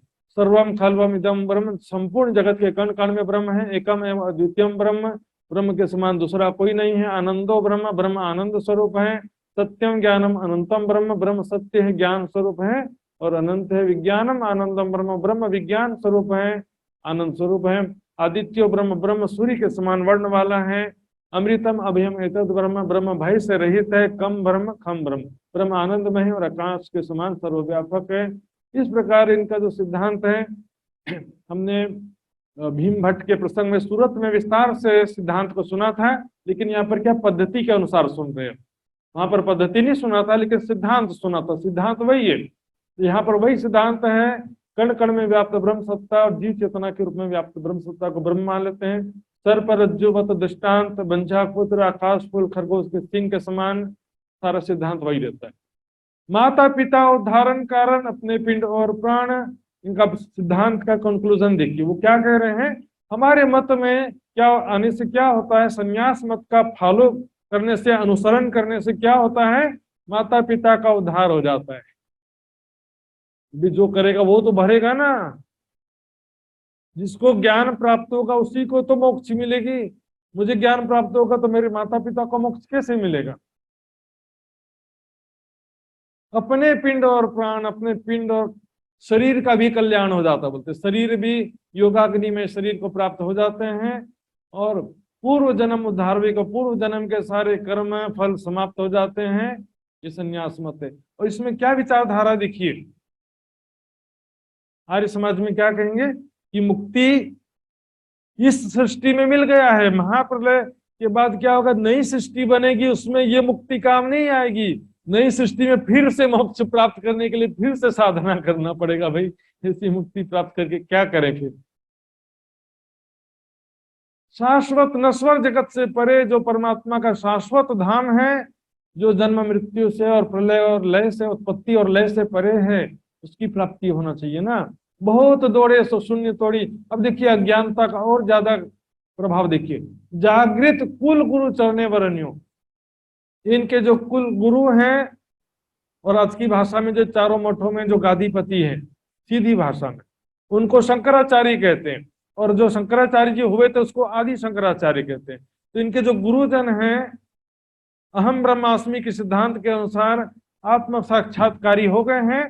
अपने आत्मा, जो उनका परमात्मा का अंश आत्मा है उनके हृदय में, उसका साक्षात्कार कर लेने से वो ब्रह्म स्वरूप हो गए। तो अपने कुल गुरु जो कि ब्रह्म साक्षात्कारी या आत्मा साक्षात्कारी गुरु हैं, उनके चरणों में शीश झुकाने से करोड़ों पाप भी नष्ट हो जाते हैं। इसी के देखा देखी बहुत सारे गुरुजन हो गए। पहले हमारे गुरु के चरणों में आओगे सारा पाप नष्ट हो जाएगा। कुछ कर्म करने की जरूरत नहीं, कुछ ज्ञान प्राप्ति की जरूरत नहीं, बस गुरु के चरणों में पाप नष्ट हो जाएगा। गीता में क्या लिखा है? ज्ञान अग्नि सर्व कर्माणि भस्मसात् कुरुते अर्जुन। ज्ञान रूपी अग्नि में पाप पुण्य कर्म नष्ट होते हैं। पाप करके पुण्य करने से भी पाप नष्ट नहीं होता है, सिर्फ गुरु के चरणों में आने से कैसे नष्ट हो जाएगा। नारायण की है प्राप्ति परायण सब जगह। आप जो नारायण यानी विष्णु भगवान की चेतना सारे जगत में कण कण में व्याप्त है, उस नारायण की प्राप्ति होती है। लेकिन किस आधार पे कह रहे हैं कि उसकी चेतना कण कण में व्याप्त है। नारायण भगवान को क्या कहते हैं? वो निराकार परमात्मा का प्रगट रूप ईश्वर या ओम की संज्ञा देते हैं। मूल रूप से परमात्मा को निराकार मानते हैं, लेकिन उसकी चेतना ब्रह्म सत्ता स्वाप्निक चेतना शक्ति विष्णु भगवान के अंदर है, सभी प्राणियों के अंदर है, इसलिए वो फिर नारायण के अंदर भी ब्रह्म स्वरूप। ये तो छोड़ो, सूर्य स्वरूप परमात्मा, अग्नि स्वरूप परमात्मा, पता नहीं क्या कितने सारे परमात्मा हो जाते हैं इसमें। तो इनका सिद्धांत जो है बेसिकली वही है, अहम ब्रह्मास्मि तत्त्वमसि, निराकार का ही ध्यान करते हैं कि मैं भी नारायण हूं, तुम भी नारायण हो, ऐसा नहीं होता इनका सिद्धांत। नारायण के स्वापनिक रूप मानते हैं, ब्रह्म का प्रकट हुआ स्वरूप, अव्यक्त ब्रह्म का व्यक्त स्वरूप, ऐसा वो मानते हैं। इस प्रकार घुमा फिरा करके कहां से कहां पहुंच गए सुंदर जी, देखा हमने। तो वेदों में स्पष्ट रूप से कहा कि तमसः परस्तात्, परमात्मा का स्वरूप प्रकृति के अंधकार से परे है। कबीर जी ने कहा पिंड में होता तो मरता ना कोई, ब्रह्मांड में होता तो देखता सब कोई। पिंड ब्रह्मांड दो न्यारा कही कबीर सुईसाई हमारे। अब प्राणनाथ जी ने क्या कहा देख लीजिए, भाई रे ब्रह्म ज्ञानी ब्रह्म दिखलाओ, तुम सकल में साइंटिक है, तुम सभी प्राणियों के अंदर परमात्मा को देखते हो, कण कण में परमात्मा को देखते हो। ये संसार सकल है सुपना, तो तुम पार ब्रह्म क्यों पे किया? साक्षात कभी सपने के अंदर नहीं आ सकता कभी भी। काल आवत कभी ब्रह्म भवन में तुम क्यों ना विचारो सोई। जी, जहाँ परमात्मा का धाम है, यदि ये शरीर, ये संसार और ये शरीर परमात्मा का घर है, तो ब्रह्म भवन में काल कभी नहीं आ सकता। काल आवत कबू ब्रह्म भवन में तुम क्यों न विचारो सोई। अखंड साईं जो या में होता तो भंग ब्रह्मांड को ना सोई। सबके पिंड में ब्रह्मांड में यदि परमात्मा होता तो शरीर और संसार का कभी भी नाश नहीं हो सकता था। सुंदर साथ जी, इस प्रकार यहाँ पर इनका सिद्धांत हमने पद्धति के अनुसार सुना। इससे पहले हमने सिद्धांतिक रूप से विस्तार से सुना था। तो यहीं पर अब चारों मन्या का फिर से जो है रिपीटेशन करते हैं। सारगर्भित की पश्चिम मन्या में तीर्थ आश्रम था, पूर्व मन्या में वन अरण्य नाम था, उत्तर मन्या में गिरी पर्वत था, ये सब था। तो इनके जो गुरु थे, तो गुरु दत्तात्रेय ऋषि को सबसे पहले गुरु मानते हैं। योग के वो गुरु थे। तो गुरु दत्तात्रेय भी कौन थे? विष्णु भगवान के 24 अवतारों में से माने जाते हैं। इस प्रकार विष्णु भगवान का ही एक प्रकार से आदि नारायण के रूप में जो कह रहे थे विष्णु भगवान नारायण की प्राप्ति, उसी प्रकार ये विष्णु भगवान के अवतार दत्तात्रेय ऋषि को भी यहाँ पर मानते हैं। चारों युगों के आचार्य का नाम मैंने पहले बता दिया था। द्वापर युग में जो आचार्य हुए, सतयुग में ब्रह्मा विष्णु रुद्र, इनके हिसाब से 3 आचार्य हैं। त्रेता युग में वशिष्ठ ऋषि, शक्ति और पराशर ऋषि, इनके 3 आचार्य माना गया है। द्वापर युग में इनके 2 आचार्य व्यास जी और सुखदेव जी को मानते हैं। कलयुग में 3 आचार्य इनके गौण, गोविंद और शंकर जी को मानते हैं, शंकराचार्य जी को। शंकराचार्य जी जिससे मत इसमें प्रारंभ हुआ, शंकराचार्य जी के 4 शिष्य, फिर 4 में से 10 शिष्य हो जाते हैं। इस प्रकार से 10 नाम संन्यास का ये पद्धति होता है। सुंदर श्रृंगी ऋषि के ऊर्ध्वाचार्य, फिर तिनके मैंने बताया था, फिर से एक बार देखना तो दिखा देता हूँ आपको। देखिए, ये देखिए, ब्रह्मचारी के स्वरूपाचार्य, फिर तीर्थाश्रम पद्माचार्य के बलभद्राचार्य, वनारण्य 2 शिष्य, नराटोटकाचार्य के गिरि पर्वत सागर 3 शिष्य, श्रृंगी ऋषि का ऊर्ध्वाचार्य, फिर उनके 3 शिष्य पुरी, भारती और सरस्वती। ये शिष्यों के नाम है सुंदर साथ जी। शिष्य परंपरा से फिर उनके जो शिष्य हुए उनके नाम के आगे वो शब्द लगाना शुरू कर दिया, गुरु का नाम लगाना शुरू हो गया। इस चौपाइयों में स्पष्ट रूप से लिखा है कि पद्माचार्य के शिष्य बलभद्राचार्य, फिर उनके वन अरण्य नाम के 2 शिष्य थे, नराटोटकाचार्य के 3 शिष्य थे, गिरि पर्वत सागर। तो ये नाम जो है शिष्यों के नाम है, उनके नाम से 10 नाम संन्यास बना। पीछे जाते तो 4 नाम संन्यास होता है, और पीछे जाएंगे तो फिर शंकराचार्य जी से 1 से शुरू हुआ है ना, तो एक ही संन्यास मत होना चाहिए था। शिष्य परंपरा के कारण ऐसा चलता है। आइए सुंदर साथ जी, इस प्रकार से हमने संन्यास मत का पद्धति को देखा है यहाँ पर। कल हम समझेंगे शठ दर्शन और निजानंद संप्रदाय का पद्धति विस्तार से समझेंगे। सुंदर साथ जी, समथिंग डिफरेंट, आपको गहराई से सारा चीज सुना रहा हूं मैं, और जो भी मंथन किया है मैंने वर्षों की मेहनत से, वो सारा चीज आपके सामने खुल के रख रहा हूँ। थोड़ा मेहनत करेंगे तो अब आपको कुछ प्राप्त होगा। और यदि आप सोचते हैं कि हमको इतना विस्तार से क्या जरूरत है, इतना गहराई में जाने की क्या जरूरत है, थोड़ा बहुत कहानी सुना कर टाइम पास कर दें, उसके लिए सुंदर साथ जी बहुत से कथाकार वितककार हैं। आइए सुंदर साथ जी चौपाई दोहराते हैं।